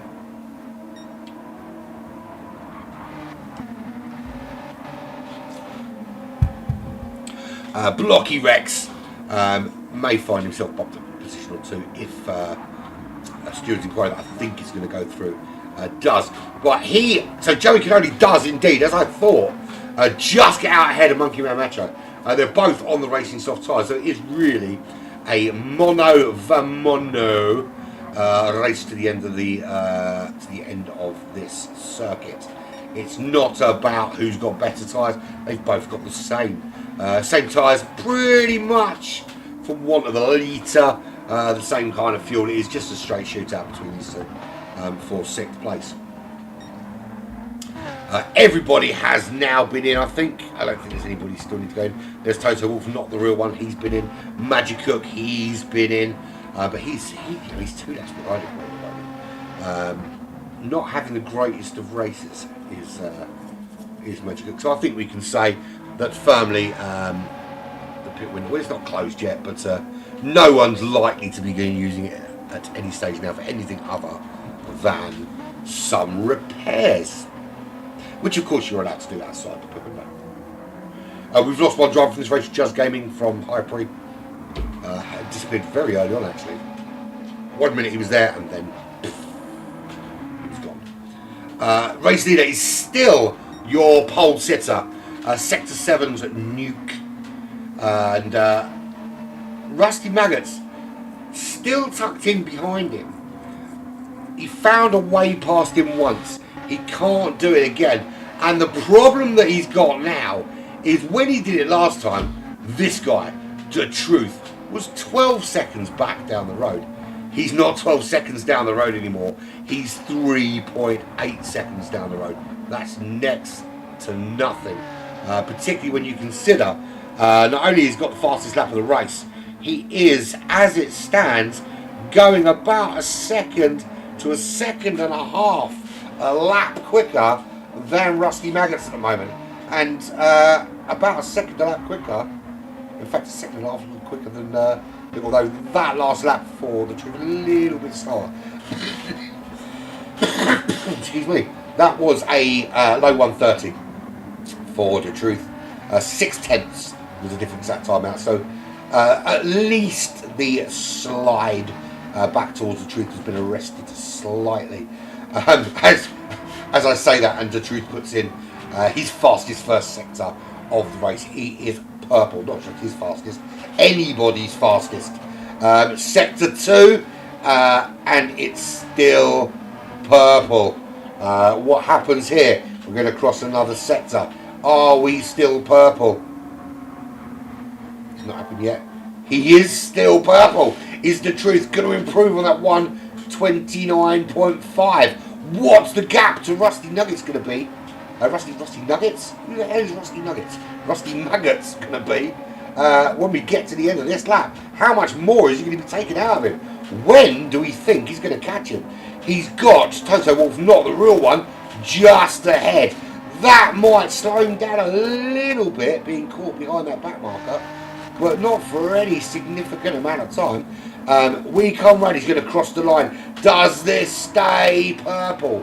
That's the eternal burning question. Here he comes down the pit straight, across the line, and that's a phenomenal lap from The Truth Serum. A 1:29.2 from the Canadian driver, and the gap to Rusty Maggots is now just 2 seconds. Looking down the racetrack, I mean, this is really where the battle is. The battle is actually for the top 3. You've got Rusty Maggots just 3 tenths behind Nuke. You've got the Truth Serum closing that gap down, reeling it in. You know like when you see a mime like pulling that rope. That's exactly what the Truth is doing now. He's not only is he's getting closer, but he's pulling that rope and getting them ever closer to him. And soon, both Rusty Maggots and Nuke are going to be looking over their shoulder. It's a difficult racetrack to overtake, very difficult, and you're kind of relying on driver error to give you an edge, to give you a way to find some way to get through. But that said, you know, the right run out of the final corner, or into the final corner, in fact, you can get a run into the final turn. There's potential around the outside with a little switcheroo to duck up the inside, or vice versa. And certainly, if you get a good run out of there, there's really good opportunities into turn 1 to have a little dig, and maybe even where we've seen into Druids. But with Druids, you've got to be precise, and the car's got to go a little bit wide, which sort of moves us from skill to clearly driver error. But we did some great overtakes in Division 1 around Druids. In fact, I think in 2 laps we saw 2 overtakes, same driver making 2 moves on 2 high pre drivers. Talking of high pre drivers, let's see, where's Kawazu? Kawazu running in 9th place. He's 4 seconds back, Blocky Rex. 4.9 ahead of Nico, currently running in 10th position. We are about just over 45 minutes from the end of this race, and then we'll get to talk to the top 3. Will the top 3 be Nuke, Rusty Maggots and the Truth? Or can Blocky Rex, Monkey Man Macho, Joey Cannoli, Kaizan, Colin, can any of those guys force their way into that top 3? At the moment, I've got to say that Nuke and Rusty Maggots holding on well, but the Truth has closed that gap right down now, and what was a top 2 with the Truth back there, can't see any mirrors, is now a 3-way battle for the lead of this race. It's 12 seconds back to Colin. This is where the battle is, right here, and we're going to be on board with the Truth, because he's going to be able to break that a little bit later and accelerate that a little bit earlier and go round those corners a little bit faster than Nuke and Rusty Maggots, because their tyres are just a little bit less grippy, but they are going to last longer. So there's the trade-off, and at what point does that trade-off switch the balance? So at the moment, absolutely the Truth is going to be quicker. His tyres are going to be much better to work with. He's going to have that advantage over Nuke and Rusty Maggots. But at some stage, we're going to see the tyres that the Truth has got underneath him start to drop off in terms of performance. And as that happens, is that when the medium tyres, as Rusty Maggots makes the move on Nuke up into the lead, is that when we see that those medium tyres get these guys back into the race? And that's a good run the Truth's got on Nuke. They almost went 3 wide there, got the move done before they moved into the, and a little bit squirrely there from the Truth, because we've got the 2 FR Bono drivers in the lead of this race. It's Rusty Maggots. You can see they're just ahead of the Truth Serum into the final corner. You can see they're behind. That's Toto Wolff, not the real one, who's not involved in that top 4 battle, but still involved with Nuke one way or another. Good run for the Truth here. Not quite close enough to make the move into turn 1. And we're looking at the minimap, and this is where the only action really is right now. Onto the brakes we go into Druids, and Rusty Maggots looking in the mirror all the time, and all he can see is basically a reflection of his own car, just hunting, chasing him down.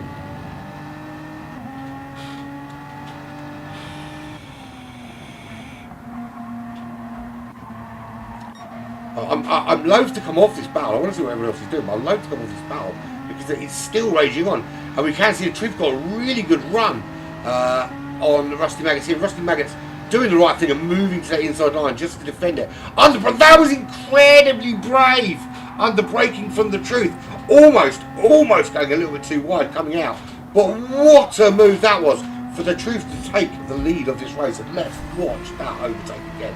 And you can see just when they both brake, Rusty Maggots had to be so much earlier on the brakes because he's on those medium compound tyres.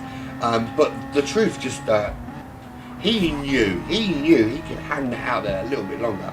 And what a move from him. The truth takes the lead of this race. So yet again, it's not often this happens. It's never that often this happens.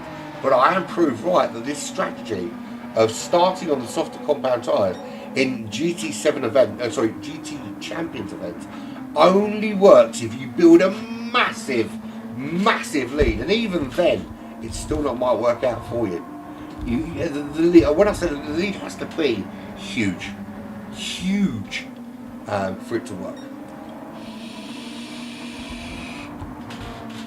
It didn't work in D1. It hasn't worked in D2. Now the question, of course, is that partially working in the fact that Colin is still, well, I mean, he was 12 seconds back. He's now 8.7 seconds back, and we've still got 40 minutes of this race left. So how much inroads now can Colin make? Kaizen 27 seconds back in 5th position. Could he potentially get himself in the top 3? Looking at the lap times, look at that incredible consistency in those low 30s. But I think if you want to be pushing into the top 3 here, I think you, like Colin, need to be dipping your toes into those mid to high 29s. And Colin really finding some pace now, particularly on these soft compound tyres in this last half of the race. Moving down the order, we're looking at Joey Cannoli. Here he is. Joey Obi-Wan Cannoli running in 6th place, second prettiest livery on the racetrack. He is 17 seconds behind Kaizen, 8 seconds clear of Blocky Rex, the Kiwi, and that's the breed. I didn't mean the breed. The nationality, not the fruit. Yeah.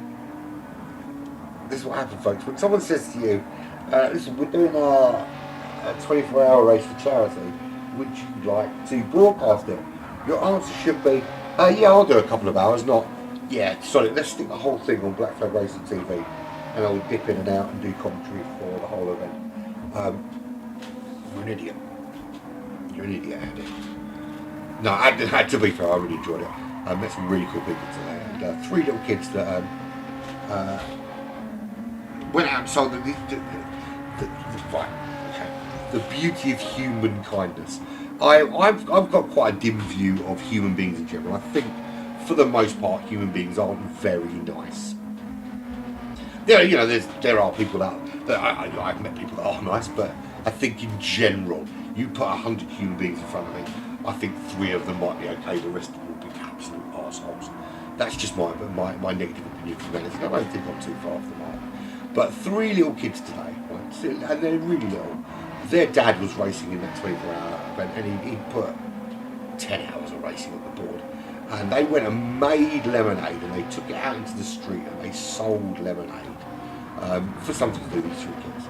And they made £9.57. Right? Between the 3 of them, £9.57. And they took that £9.57, and all they wanted to do with it was donate it to the charity that their daddy was racing for. There was no thought of keeping the money for themselves, just straight in. And that makes them not only a credit to themselves, but a credit to their parents. And they restored my faith in humanity just a little smidgen. And then, of course, people get jumping in the lobby, not reading the rules, and messing things up, and then obviously realise that most people actually are idiots. But it is what it is. There's Toto Wolff, not the real one. He is running at the moment. He's just been lapped by The Truth, Rusty Maggots, and Nuke running 1, 2, 3.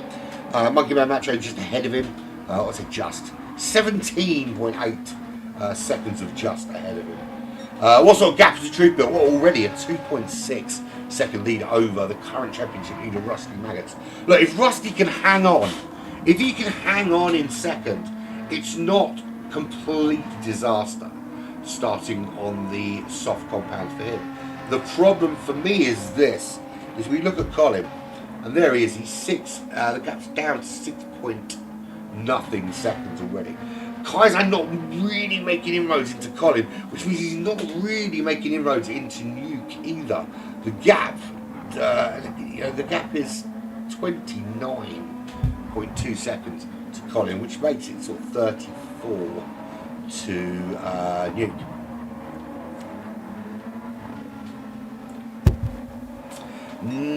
I think Kaizan needs just.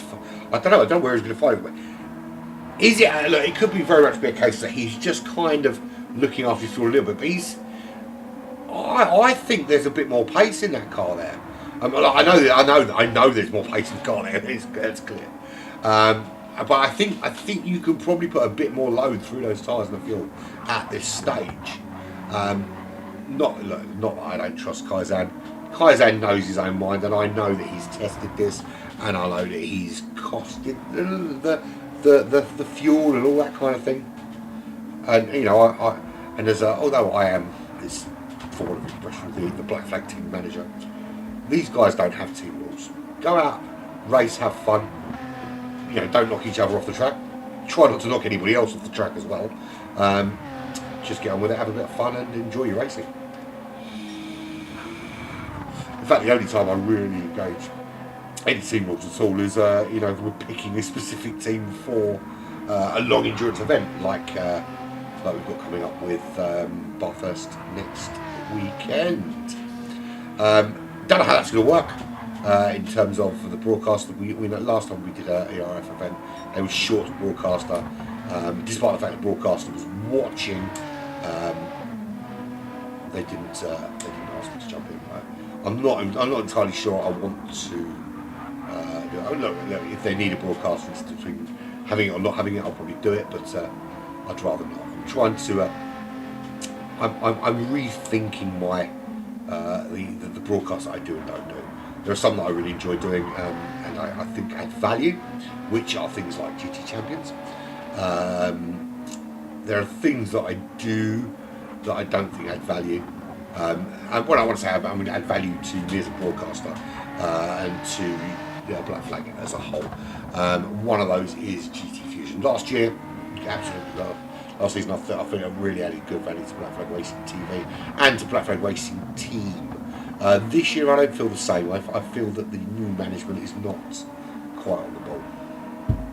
Say what's in your mind, my friend. Say what's on your mind, which is exactly what I'm doing. In fact, I have a feeling I'm probably going to get sacked after some of the things I said in the broadcast earlier. It's very likely I'm going to find I've got a message with box tomorrow saying, please don't come back for tomorrow's pro race. If that's the case, then so be it. So it looks very much like this race is being dominated by the truth. You can't handle him? Absolutely not. He's going to win this race here. And this is going to be a succession of a couple of good results for the Truth Serum. As he's 5.1 seconds clear of Rusty Maggots now. And being on those soft compound tyres, it's going to be some uphill battle for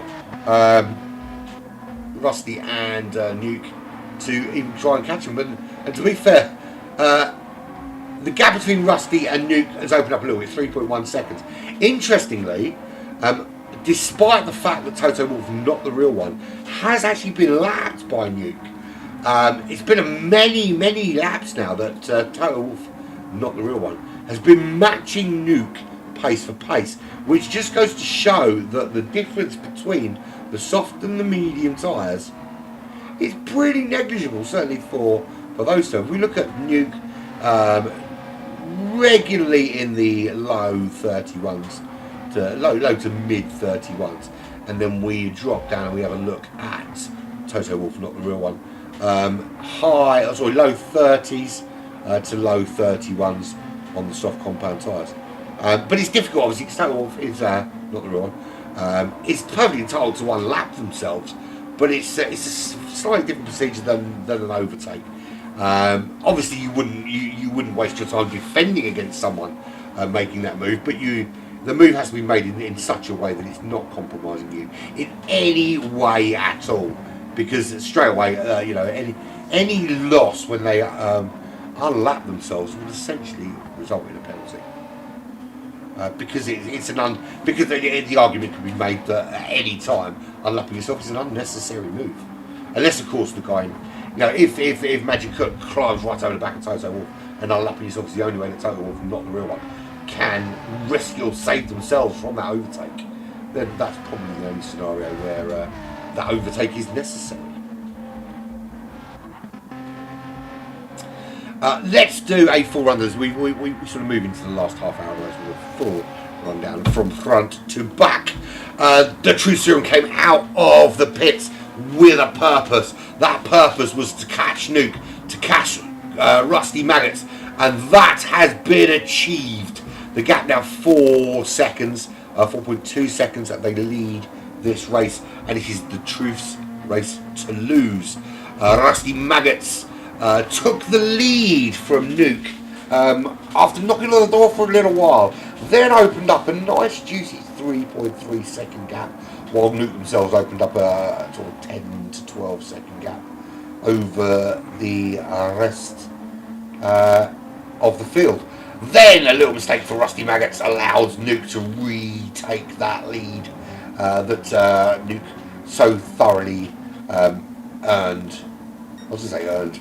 You don't really earn your pole positions here. It's a reverse from. So it's basically you earn it by being the slowest car, or something along those lines. It's complicated. Yeah. So getting that to a place that he earned, that was a game from being on pole, of course. Then we got to the pit window, and those guys jumped in, dropped down to third and fourth. In came the Truth. Out came the Truth, and just from that point onwards, hunted down Rusty Maggots and Nuke, found Nuke, dispatched of Nuke, found Rusty Maggots, dispatched of Rusty Maggots, and is now opening up that gap to a comfortable 5.4 seconds. Then we look back to quite 3.2 seconds back to the Australian driver, who found their way around Kaizan and has just been able to find so much more time in every corner, in every braking zone than Kaizan's been able to find today. Which, you know, is one of those things. You know, you can't always be perfect at every track. Kaizan running 30.3 seconds back from Colin. And then it's a 19 second gap back to Joey. Joey Cannoli. Joey Obi-Wan Cannoli. Joey's kind of, I hesitate to use the word plodded along. I don't think it's fair to describe that expression to describe anybody who's driving quickly. But it is kind of like that. Not really putting in any challenge to those guys out in front of that top six. But not really receiving any challenge from behind from all those cars behind, really, to be fair. So kind of just plods around in 6th position, and then at some stage, if there's a mistake ahead, bang, he's going to pounce. But equally, if those behind start to find a way, start to close up, has got something left in the tank, if necessary. Blocky Rex running in 7th. I still have a feeling that our guy Monkey Macho, currently running in 9th, is going to get a penalty for a little tap in the back of Blocky Rex. I'm going to take a look at it later. Yeah, we'll see. Well, probably not later. I'll probably do it tomorrow. I'm very, very tired. I don't want to do it tonight. I'm done. Stop the world. I want to get off. Nico running in 8th place, 18 seconds behind Blocky Rex and 2.9 seconds ahead of Hypri Kawazuri. And there is actually the top ranked Hypri driver in this lobby. We did lose Just Gaming, of course, to disconnection. So there is Kawazuri running 3.2 seconds behind Nico and 3.9 ahead of Macho Man. There he is. That should be a black flag livery sporting there, but some sort of bug has removed the livery from the car with a scraper of some sort. I don't know. Revealing what was underneath.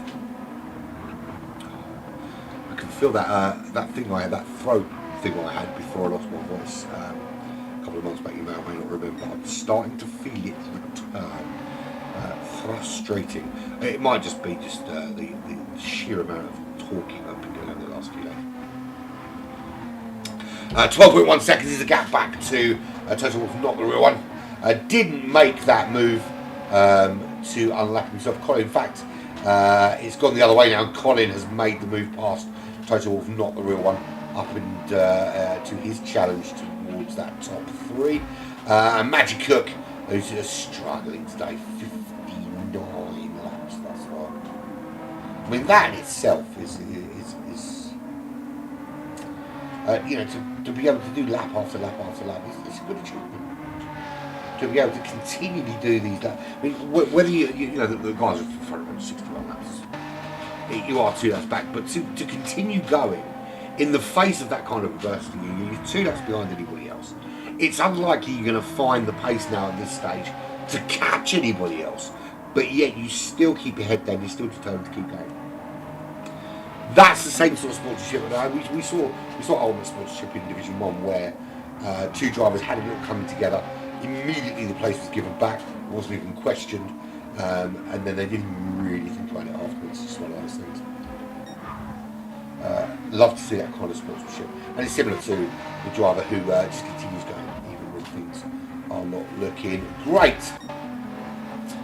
Talking of great, that's exactly how the Truth is performing, opening up that gap now to 7.8 seconds.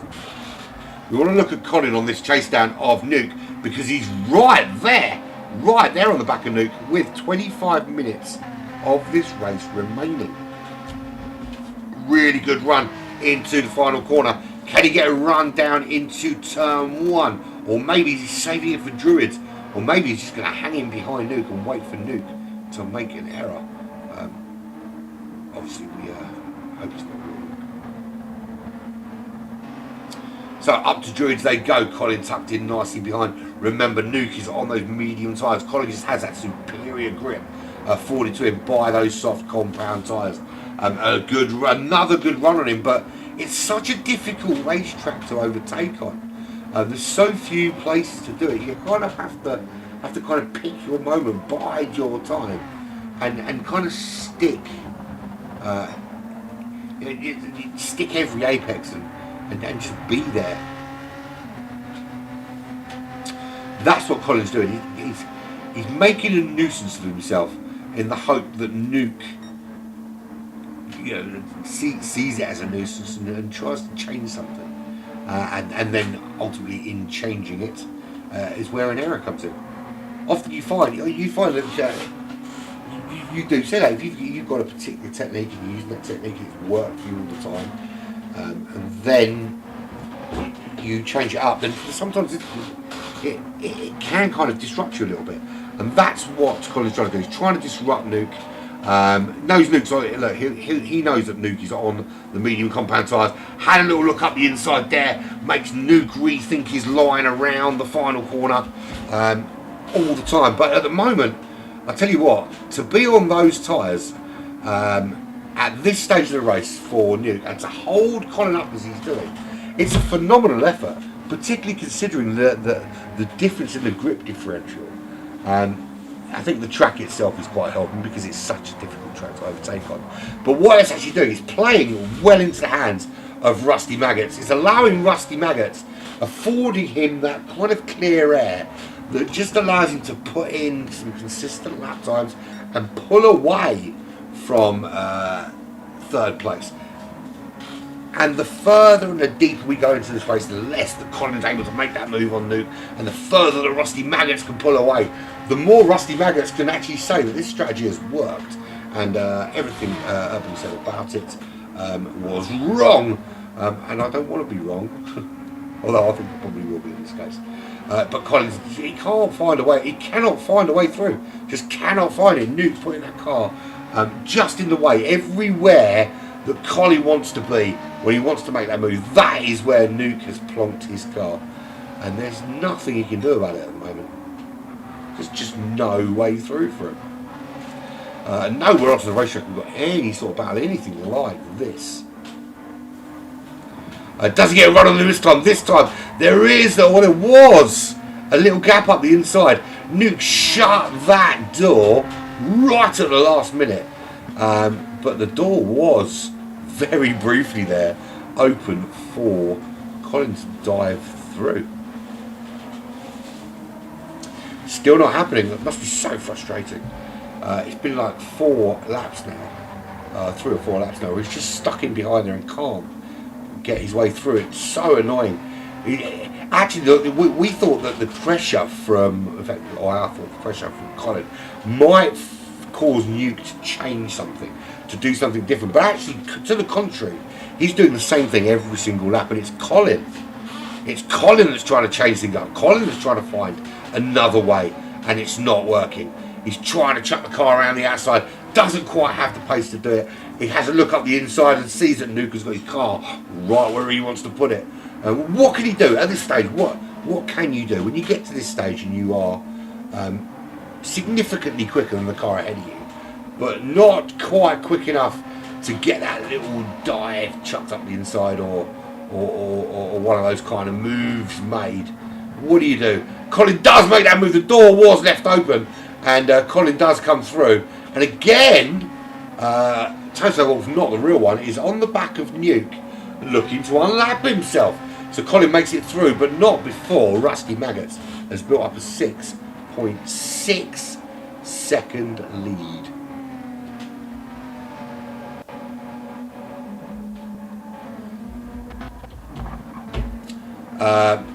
We're not going to press Magic Cook anymore. Magic Cook at the back of the pack. Toto Wolff, see they're unlapping themselves now from Nuke. So does make an overtake, but not for position. And this is a fight that Nuke doesn't need to have. I think Nuke is making a mistake trying to fight this battle with Toto Wolff.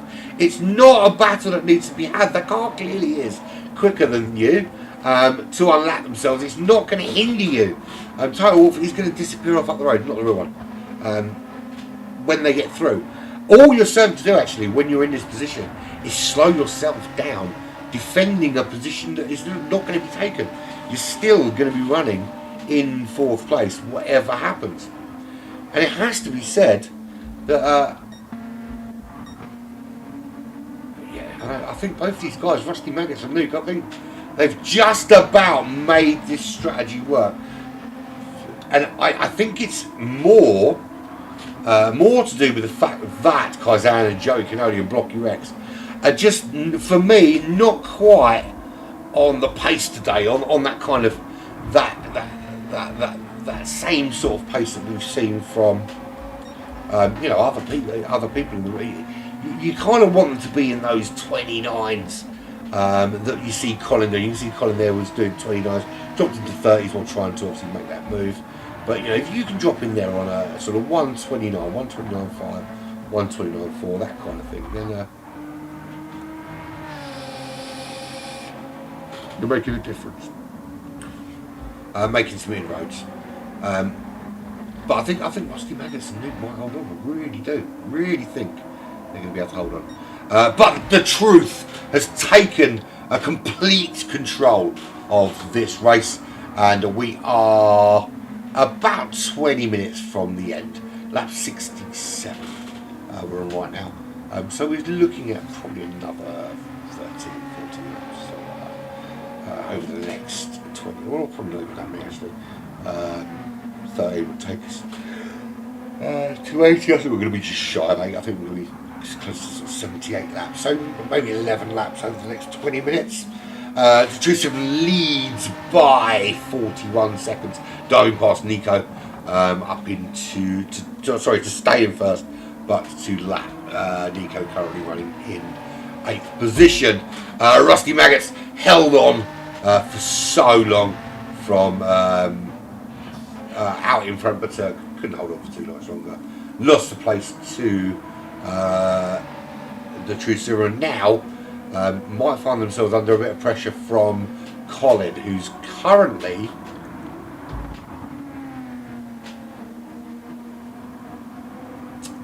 .4 seconds is the gap. Now, stand up, Lisa. Knock it up again. So we're looking at a bit of a chase down for the last 20 minutes. The only problem I can foresee at this stage is that this is where we're going to start now to see the superior grip that soft tyre has over the mediums. So it's going to start to wane and drop off a little bit.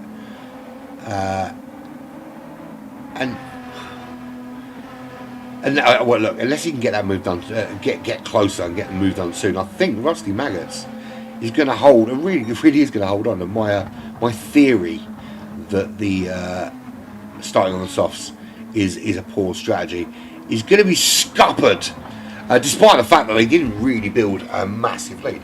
But again, I reiterate what I said. I think it's less about them and more about the cars behind just didn't capitalise. Just didn't spot the opportunity and get those lap times on the board. Nuke in 4th place, Kaizen giving themselves an awful lot of work to do.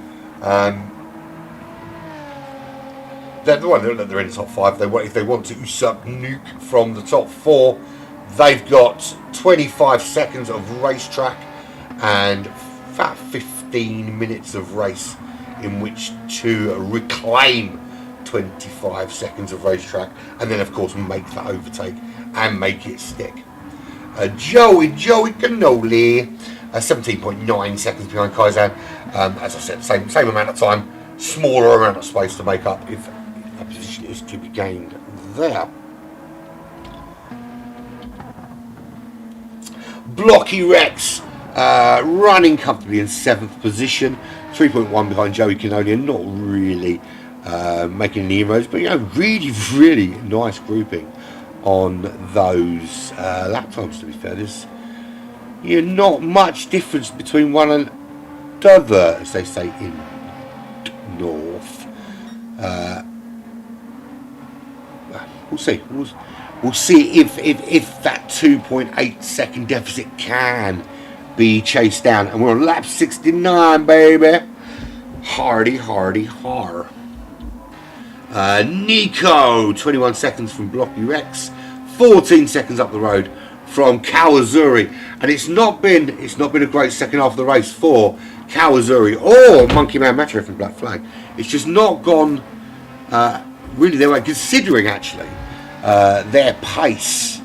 Ordinarily, Brands Hatch just hasn't suited their driving style for whatever reason. What is interesting actually is the difference in tyre wear I'm looking at between Kawazuri and Monkey Man Macho. The difference between their pit stops wasn't as big as the gulf between their tyres suggests. Who knows what the answer to that is? Monkey Man Macho is actually being lapped. I think this might be the first time I've ever seen Macho Man being lapped. But there is a first time for everything, and a first thing for everyone. Toto Wolf, not the real one, unlapping himself finally from Nuke, has done that job, and then immediately gets blue flags, which is stupid.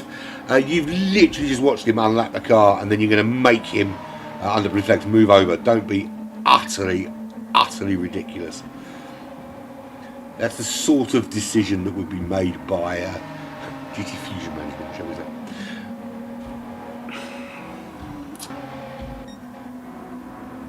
Okay, we're into the last 15 minutes, folks, and the Truth Serum leads the way from Rusty Maggots by 15.7 seconds. 4.1 back to Colin, and then 8.4 back to Nuke.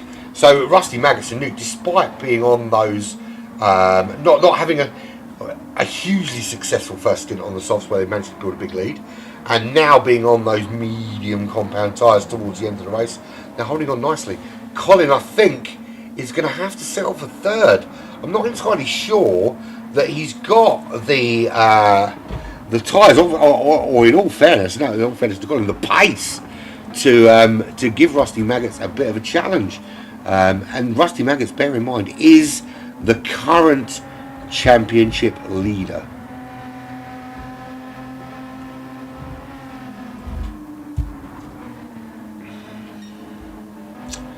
It'll be good points for Colin, good points for Newt. Reasonable points for Kaizan there in the top 5, and has been running in the top 5 now for a couple of races. 2 podiums in the last 2, top 5 here. I wouldn't call that a shabby finish. I think that's all right. Bearing in mind, it's quite a complicated race. I've got to say though, you two, Kawazuri, I'm not going to knock him a match so because he's Lithuanian. But Kawazuri, you've got the Union flag on your car. Well, Monkey Man Macho also has it. And you're driving a British track and you're not excelling, and I'm very, very disappointed. I'm sure you've never been there. You may well have. I'm making assumptions. Toto Wolff, Japan. What's that? Not a real one, of course not.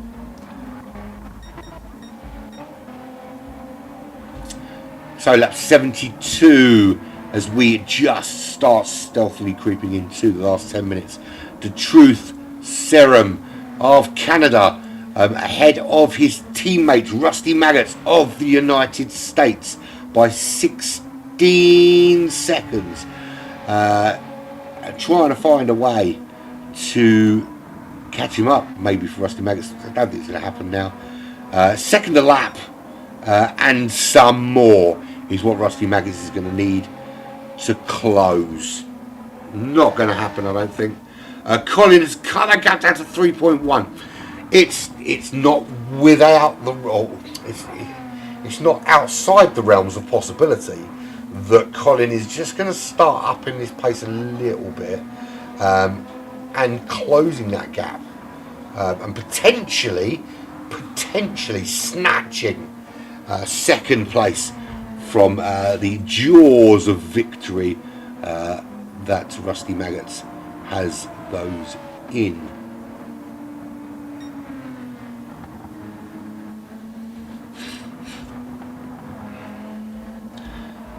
I'm so tired, it's absolutely killing me. Don't do it, folks. Just don't agree to this kind of level of work. Kaizan running outside that top 4. I think the top 4 are the top 4. The order may change if Colin can just up that pace a little bit. Nowhere else on the race though, we've got any races going on. Monkey Man Macho 1.1 behind Kawazuri, a potential battle going on there.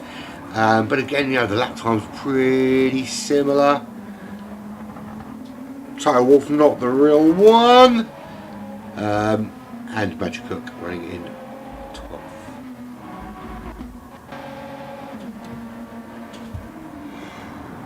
Oh, excuse me. So there he is, Joey One Cannoli. He has been pretty much, and 6th place is slap bang in the middle of the roster. He's pretty much been there the entire race, just plodding along, singing a song, singing in a Joey Wonderland. Yeah, I mean that pace of 31.6, 30.8, 31.2. I mean that's not a bad pace at all. But it just seems it's been that everybody, particularly Division 1, Division 2, seems to have been upping their pace lately and really making it hard for those around them, despite being quick, to really gain any kind of edge. But I suppose that the big news is of course going to be that we had a lobby of, we'll start with a lobby of 13, we lost one. A lobby of 13 here for Division 2 and a lobby of just 9 for Division 1 and 5 perfectly willing drivers in Division 2 that could and would have quite happily raced over there.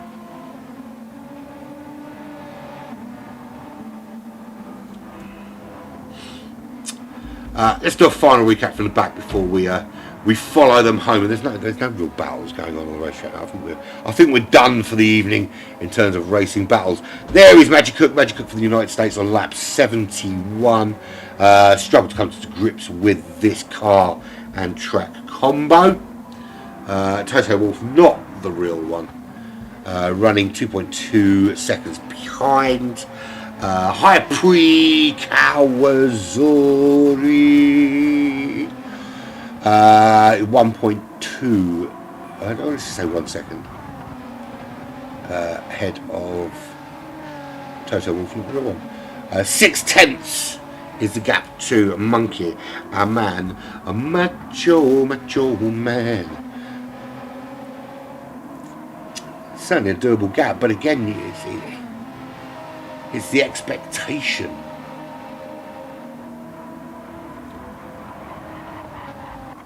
The expectation that you look at drivers like Kawasuri, like Monkey Man Macho, and you've seen them put in blistering top 3 performances, race after race after race, and then you come into a race and you find that actually it's not always just about pace everywhere. Sometimes it's knowing the track, knowing the car really well, having that kind of combo fall into your lap in terms of car and track combo. You'll find that a lot of the people that have and you see the ratings on the side, the A plus and the A's and the B's and all that kind of thing, but they're so easily manipulable. If I did nothing but Big Willow in the Audi TT Cup, it's a particular that or the Alfa Romeo 155.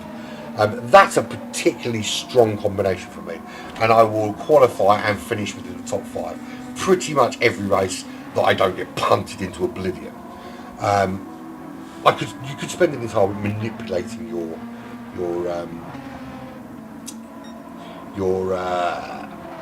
results through that, and because of that, when you do find the right car and track combo that works for you, you can really make a difference. But it does mean that sometimes there's going to be car and track combos that just don't work for you, no matter how quick you are, no matter how good you are, no matter how much you're enjoying racing it. And sometimes when you're in a competition like GTC, that's going to come along, and I feel that's what's happened today to Kawasuri and to Monkey Man Macho, is that they've got a car and track combo that's just not quite right for them. It's a complicated little car, this BMW. It's a great car to drive, don't get me wrong, but it's a complicated car to get everything out of, and they're just not managing to get every ounce of performance out of the car today, which is why they're back in 9th and 10th place. So that runs us all the way pretty much through the order. As we move into the last couple of laps here, there is, as the Truth Serum takes this left-hander, we have 5 minutes left of this race. So 3 laps remain here at Brands Hatch. This is the GT Champions World Cup Season 5, round number 5 at Brands Hatch in the BMW M4. This is the Division 2 race. Rusty Maggots currently leads the Division 2 Championship by just a few points, but is some way behind this guy, the Truth Serum, who's 15.9 seconds clear up the road. And in all honesty, when they took the lead of this race, they never looked back. Now, running to the end of the soft compound tyres, I'm going to tell you now, I find it really uncomfortable watching how low those tyres are going, knowing that there's still essentially 2.5 laps remaining in this particular race. The gap is 15.8 seconds to Rusty Maggots, and Colin's not really been able to close enough to change that. So my assertion that the starting on the soft compound tyres is an unviable solution across GTC completely is wrong, and yet again I am proved wrong. Was it viable to win? Absolutely not. Never going to happen when you've got Truth Serum showing phenomenal pace. Colin, the extra couple of tenths out of Colin, it wouldn't have worked. Same with Kaizan and Joey Canoli. they would have found themselves down in 5th and 6th place. But it just kind of worked for them, and yeah, Rusty Maggots stays in 2nd. So actually Rusty Maggots is the one that really doesn't lose out to Nuke. Starting on pole, has lost. Actually, to be fair, it didn't really work that well for Nuke, because Nuke was on pole. He's now currently running in 4th place. Kaizan not closing a bit, but certainly not enough to make any blind bit of inroads before the timer runs out.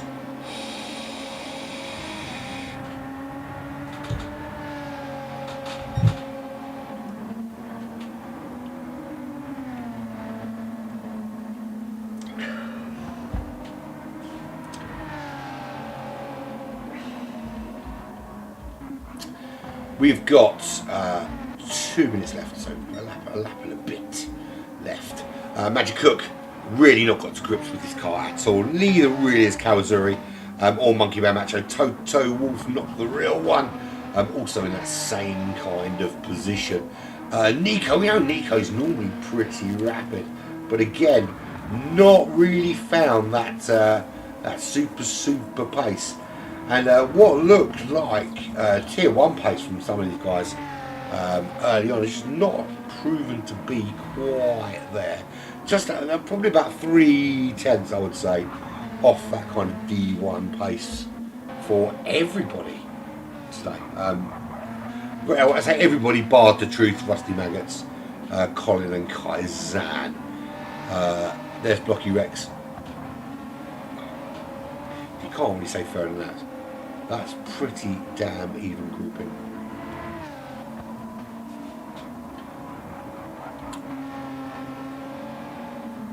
So 1 minute 14 seconds left. 1 or 2 might get another lap, but it won't be many, I can tell you that. The Truth Serum. This will be the final lap for... Actually, it might not be.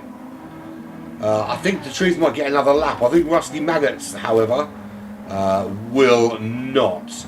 34 seconds in, only 38 seconds. So, here's the kicker now. It looks like the Truth Serum's got enough fuel to go to the end. But imagine what would happen if those tyres go off before the end of this race, which is in a lap and a few corners time as far as the Truth is concerned. Because if the Truth crosses that line, then the old bits are off. The Truth is going to win. All they've got to do is finish the race. And it certainly looks like that's going to happen. So down to cross the line and run one final lap. There goes the Truth Serum, who's going to win this race, because Rusty Maggots is not going to make the line in time before the timer dings down. 2nd place for Rusty Maggots. To be fair, you've got to give credit where it's due. That was a good performance. Colin takes home the bronze medal. There's no bronze medal, but if there was one, you would take it home. There's Sector 7's Luke coming home in 4th. Kaizan in 5th. Will finish 20 seconds behind Nuke. Eventually when he gets that. Where's the Truth? I don't know where's the Truth crossing the line. To be fair, the race was kind of over 10 laps ago, 15 laps ago, I think you could argue. Which is a bit of a shame, but it's what it is. Here comes Joey Canoli, rounds that final corner, will cross the line as the middleman, 6th position. Blocky Rex in 7th. MWR Nico.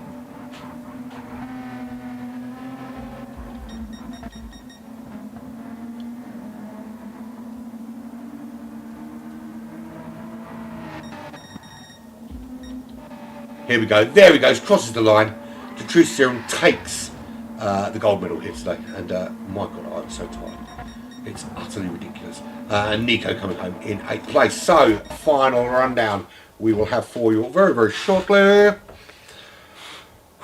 We made it. We made it. We made it. We made it. I don't know how, but we did.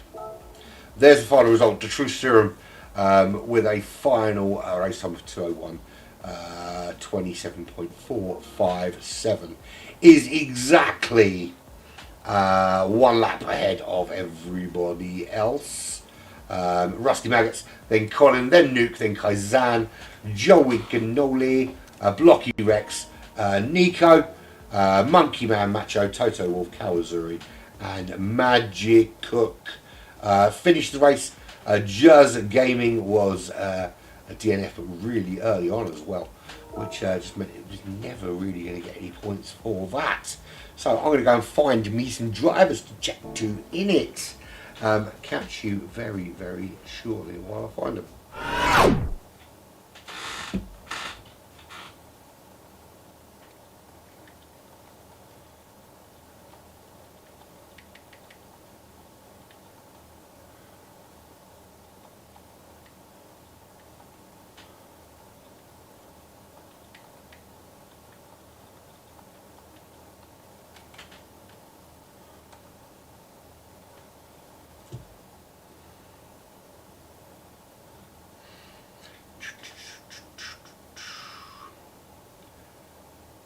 That other thing is really annoying. Where is it? G2 interviews right there.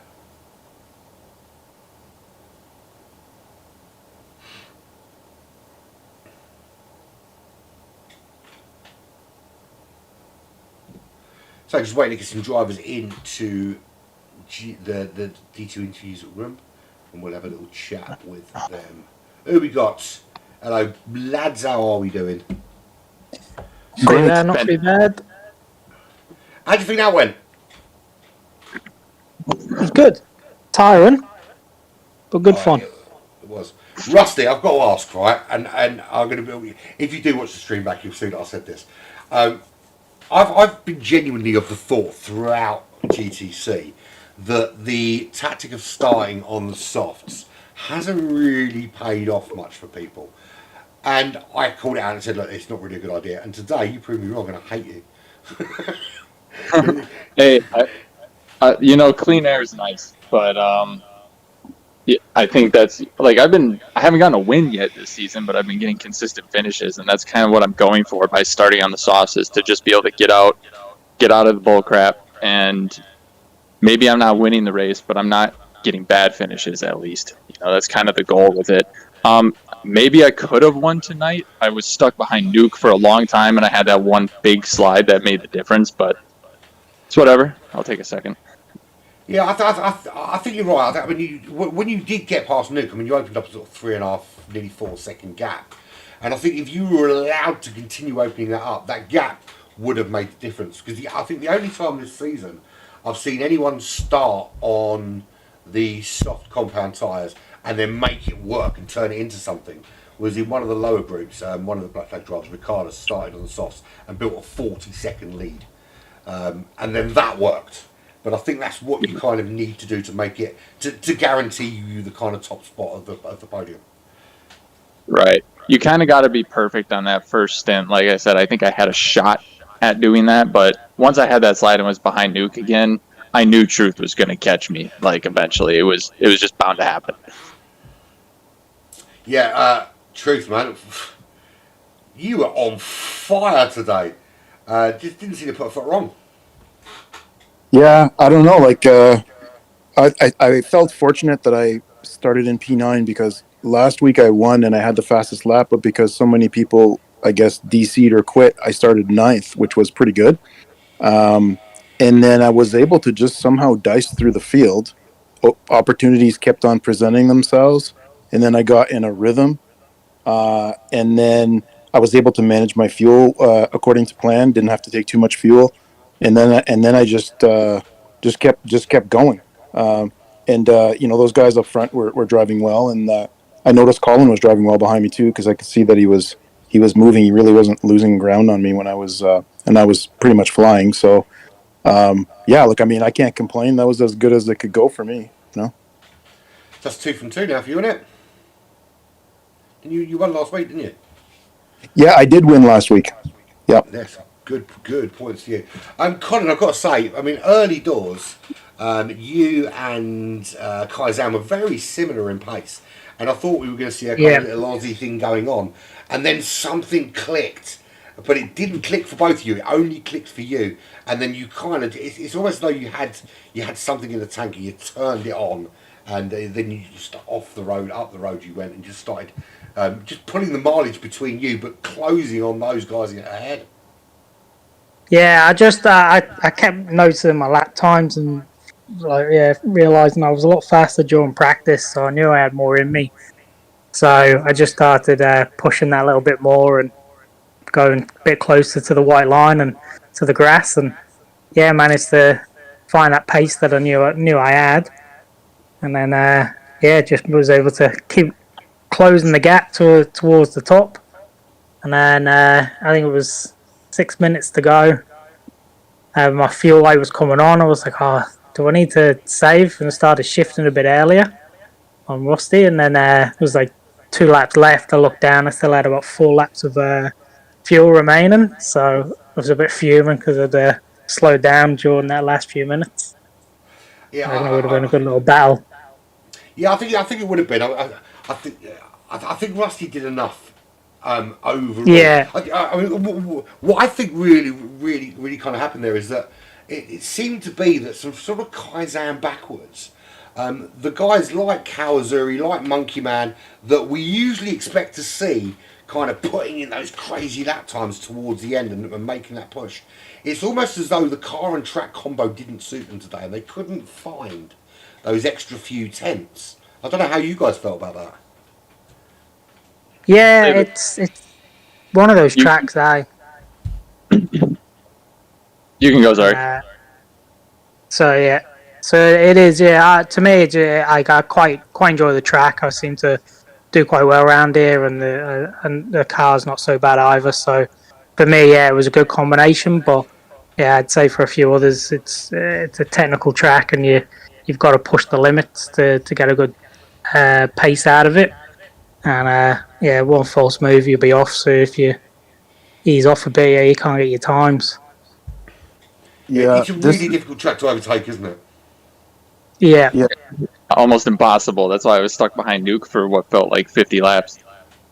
Yeah, this track is one of the most exhausting to do an endurance race on for me personally, because there's no let up. Like every corner, like if you just like start thinking about, I'm going to have a hamburger because I'm hungry later after I'm done, that's done. You're going to be in the grass, like, Yeah. There was an analogy actually. I remember. I think it was either last season or the season before in F1 when Martin Brundle from Sky TV said a line. At the time, it seemed a really stupid thing to say when he said it's one of those tracks where one corner comes after the other. I think, well, every freaking track's like that. But this really is kind of like that. Is that literally you finish with one corner and then there's no time to think because you're at the next corner straight away. There's no real let up at all, is there? Yeah, there isn't. And the thing about this track too, it's not just that the corner's coming, is that most of these corners, like Colin said, they're very technical. And sure, you may make it around the corner, but if you don't execute, you lose a lot of time on some of these corners that you can't afford to lose, and you scrub your tire. So it's like you got to be on it, man. And yeah, like on the question that you raised about the pace, yeah, it seems like some guys maybe it wasn't their weaker combo. Because like we're saying, it's a very technical track. So either with some people, it's like you have it or you don't. Like personally, early in the week, I didn't know, but I thought I was really fast because I was communicating with some Div 1 guys, and my times were similar. So I was just kind of hoping that, you never know, somebody could show up and just be a god on this track, right? So. Yeah, I mean, I did touch on it in the sort of broadcast that I think everybody has got one or two car and track combos that for them is absolutely perfect. I think it's one thing about GT7, it's quite this kind of A plus and B and C rating. It's a little bit for me. I think it's quite easy to manipulate. I think if you pick the right car and track combo and you spam it, I think anybody could be an A plus driver on this game because if it's the right one for you, you can just work your way through it. I mean, for me, that would be Big Willow in either the Alpha 155 or the Audi TT Cup. And I'm not quick on any track, but that's one track where for me it just flows. It's just a shame I don't have the time to do 200 races in a week and get myself to A+. But it is kind of like that here. I'm going to ask one final question of you all. It's a bit controversial. We had 13 in the lobby tonight. Division 1 had 9. Do you think, and I can understand if you don't answer the question, that what we should be doing is moving everybody up so that the top 3 lobbies, 1, 2 and 3, are all full, and of drivers that are coming every week, rather than having sort of half full lobbies where people just aren't turning up? Well, for me, go ahead, Rusty. I was just going to say my personal opinion on that. Sure, would it make like the racing and streams more interesting? Yeah, but like I think it's a little too late. Like the season is half over, and it's not that like I can't compete with D1 guys. I mean, I've raced pretty much all of them before in the division when I was in Division 1 in the Porsche Cup, so I know I can at least somewhat hang with them. But the way I see it, like we got a fun and good championship battle going on with this group in Division 2. And I feel like right now, if we manipulated that and like messed that up, I would kind of just lose interest in this series because like I'm enjoying the championship battle that I've been having, and like we're halfway done with it. And I feel like if a bunch of people got moved up or moved down or whatever it may be, and like this whole championship battle we've been doing the whole season just was suddenly washed away, I'd pretty much lose interest, to be honest. Yeah, well, it's funny. We have different perspectives. I have a completely different perspective than Rusty, and it's funny because Rusty and I are pretty close friends on here. So my perspective is, if I keep battling, like I love the championship battle, but I'd rather be in Div 1. I'd rather finish 8th in Div 1 than win this championship. However, either way, I'll be happy. But like I have a mindset, you could call it like crazy or delusional. Like I always believe I can win, even if I've lost 100 times in a row. Right, so I think we should be moved up to Division 1. So now see, like it's split down the middle. We have two different opinions now. I'm torn on it myself. I do believe we should at least have full lobbies in at least the top 3. But like Rusty was saying, we've got a decent group at the moment with a good battle going on. Where we're all kind of jostling through each race and each round, that it would be a shame to kind of mess with it and mix it up. And for me personally, moving up, it would be nice to say you're in Div 1, but I don't feel at this moment I've got the pace to handle them, so I'd probably be a bit disheartened and stuck at the back, not really getting anywhere close to any purple sectors and stuff like that, and just dropping back and back. It'd be a bit of a shame. I think maybe the better solution is to identify those people who consistently stop showing up in the middle of a season when they're not winning or for whatever reason and can't fulfill their commitment. And a lot of people have legitimate reasons, but some of them don't. I would be willing to guess. And you have to identify those people, and maybe they don't get the race in the future series. I don't know. That's not up to me, but I don't know what the solution is. But anyway. I was going to say, like, kind of like that. I know Venom put something in the Discord this week talking about, like, blacklisting people that, like, were never showing up. I kind of, like, have, like, an opposite thought where instead of blacklisting people, we, like, should whitelist, I guess, the people that have frequently show up for all the races and all the series, and essentially guarantee people spots in the series, in certain divisions even, if they've proven themselves. And so, like, you can fill out a lobby, like, have less divisions. Well, I guess it depends on, like, which championship we're doing. But prioritize the people that are always showing up, fill out the divisions with that, and then have the people that rarely show up come in as the reserves. And I think this way you'd have more reserves and more dedicated drivers. Yeah. Yeah, I kind of agree with two of you there. I agree with what you said there, Rusty, with having these are the people that we know show up. So these guys are in, and then we kind of fill around them.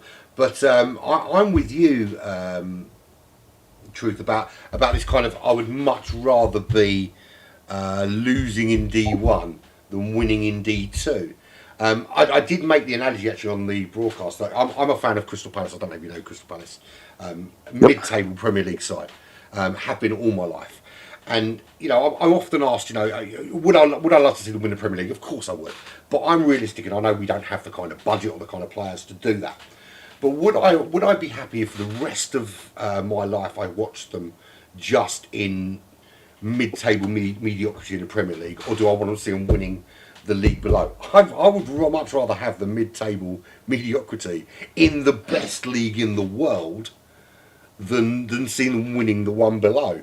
But I think it's different mindsets for different people. But I do think there needs to be something put in place, because for me it was quite obvious early on that if you're signing up for it, and you guys all signed up for this series knowing that for 10 weeks in a row, bar Easter, that every Saturday night you're going to be racing at this time doing this. And if you knew at the beginning of the season, like one of the Black Flag drivers, Slipstream, qualified for D1, but knew that he couldn't commit to the full 10 race season, so said straight away, put me on the reserve list, rather than take a spot he knew he couldn't use. And I think we need to identify the people that are signing up because they want to, but then are treating it like I'll do it if I've got nothing else better to do kind of thing, rather than a serious I want to get involved in this. But I suppose the bigger you get, the harder it becomes to kind of police that, doesn't it? Yeah, it is. Like I say, Div 2 overall, we've been pretty good. We had a little bit of people quitting last week, but other than that, our group's been really, really good. So I say overall, I'm pleased with our division's attendance. But one thing I'll say too is I kind of went the complete opposite direction as far as answering that question. Is truth as what we prefer? I mean, really, I do agree with truth. I also would rather be losing in Division 1 than winning in Division 2. I just think in this specific scenario and this championship, it's too late. No, I actually think you're right. After watching, at the beginning I would have said absolutely not. You should just all move up because you're quick. But watching it there, there you could see the distinct differences between those kind of top guys in D1, and this is not meant in a disparaging way in any way at all. But they just have that little edge of those eking out those extra tenths. That's always going to ensure that they're always in the top of D1. But I think you guys have got this little battle going on, and I think between you, I think anyone out of probably 6 people have got the pace to easily win this championship still, and we're only halfway through. So I think from that aspect, it would be a shame to break up the Beatles. Yep. Anyway, guys, it's been awesome. Really, really cool chat. We will catch up next week. But congratulations to you three. Great racing from you all round. Thanks, guys. Cheers, guys. Well done. Take it. So there we have it. That's the end of D2. Don't know what the problem was and why it didn't broadcast directly to TT Champions, but I'm sure Chris and I will work out a way to get the broadcast over there at some stage. But congratulations to the Truth. He earned himself a very, very good result there. And I think we've put the world to rights and sorted out the future. But yeah, looking forward to seeing how this division pans out, because it is proving to be a really, really interesting contest. But enough about that. It has been an incredibly long weekend of broadcasting for me. One broadcast left tomorrow. Well, actually, it's 2 broadcasts left tomorrow, but one is going to be done for a replay. All that's left to say is thank you very much for joining me. I've been Open Pirate. This has been the GTC World Cup, and we will catch up very, very soon. It's been emotional.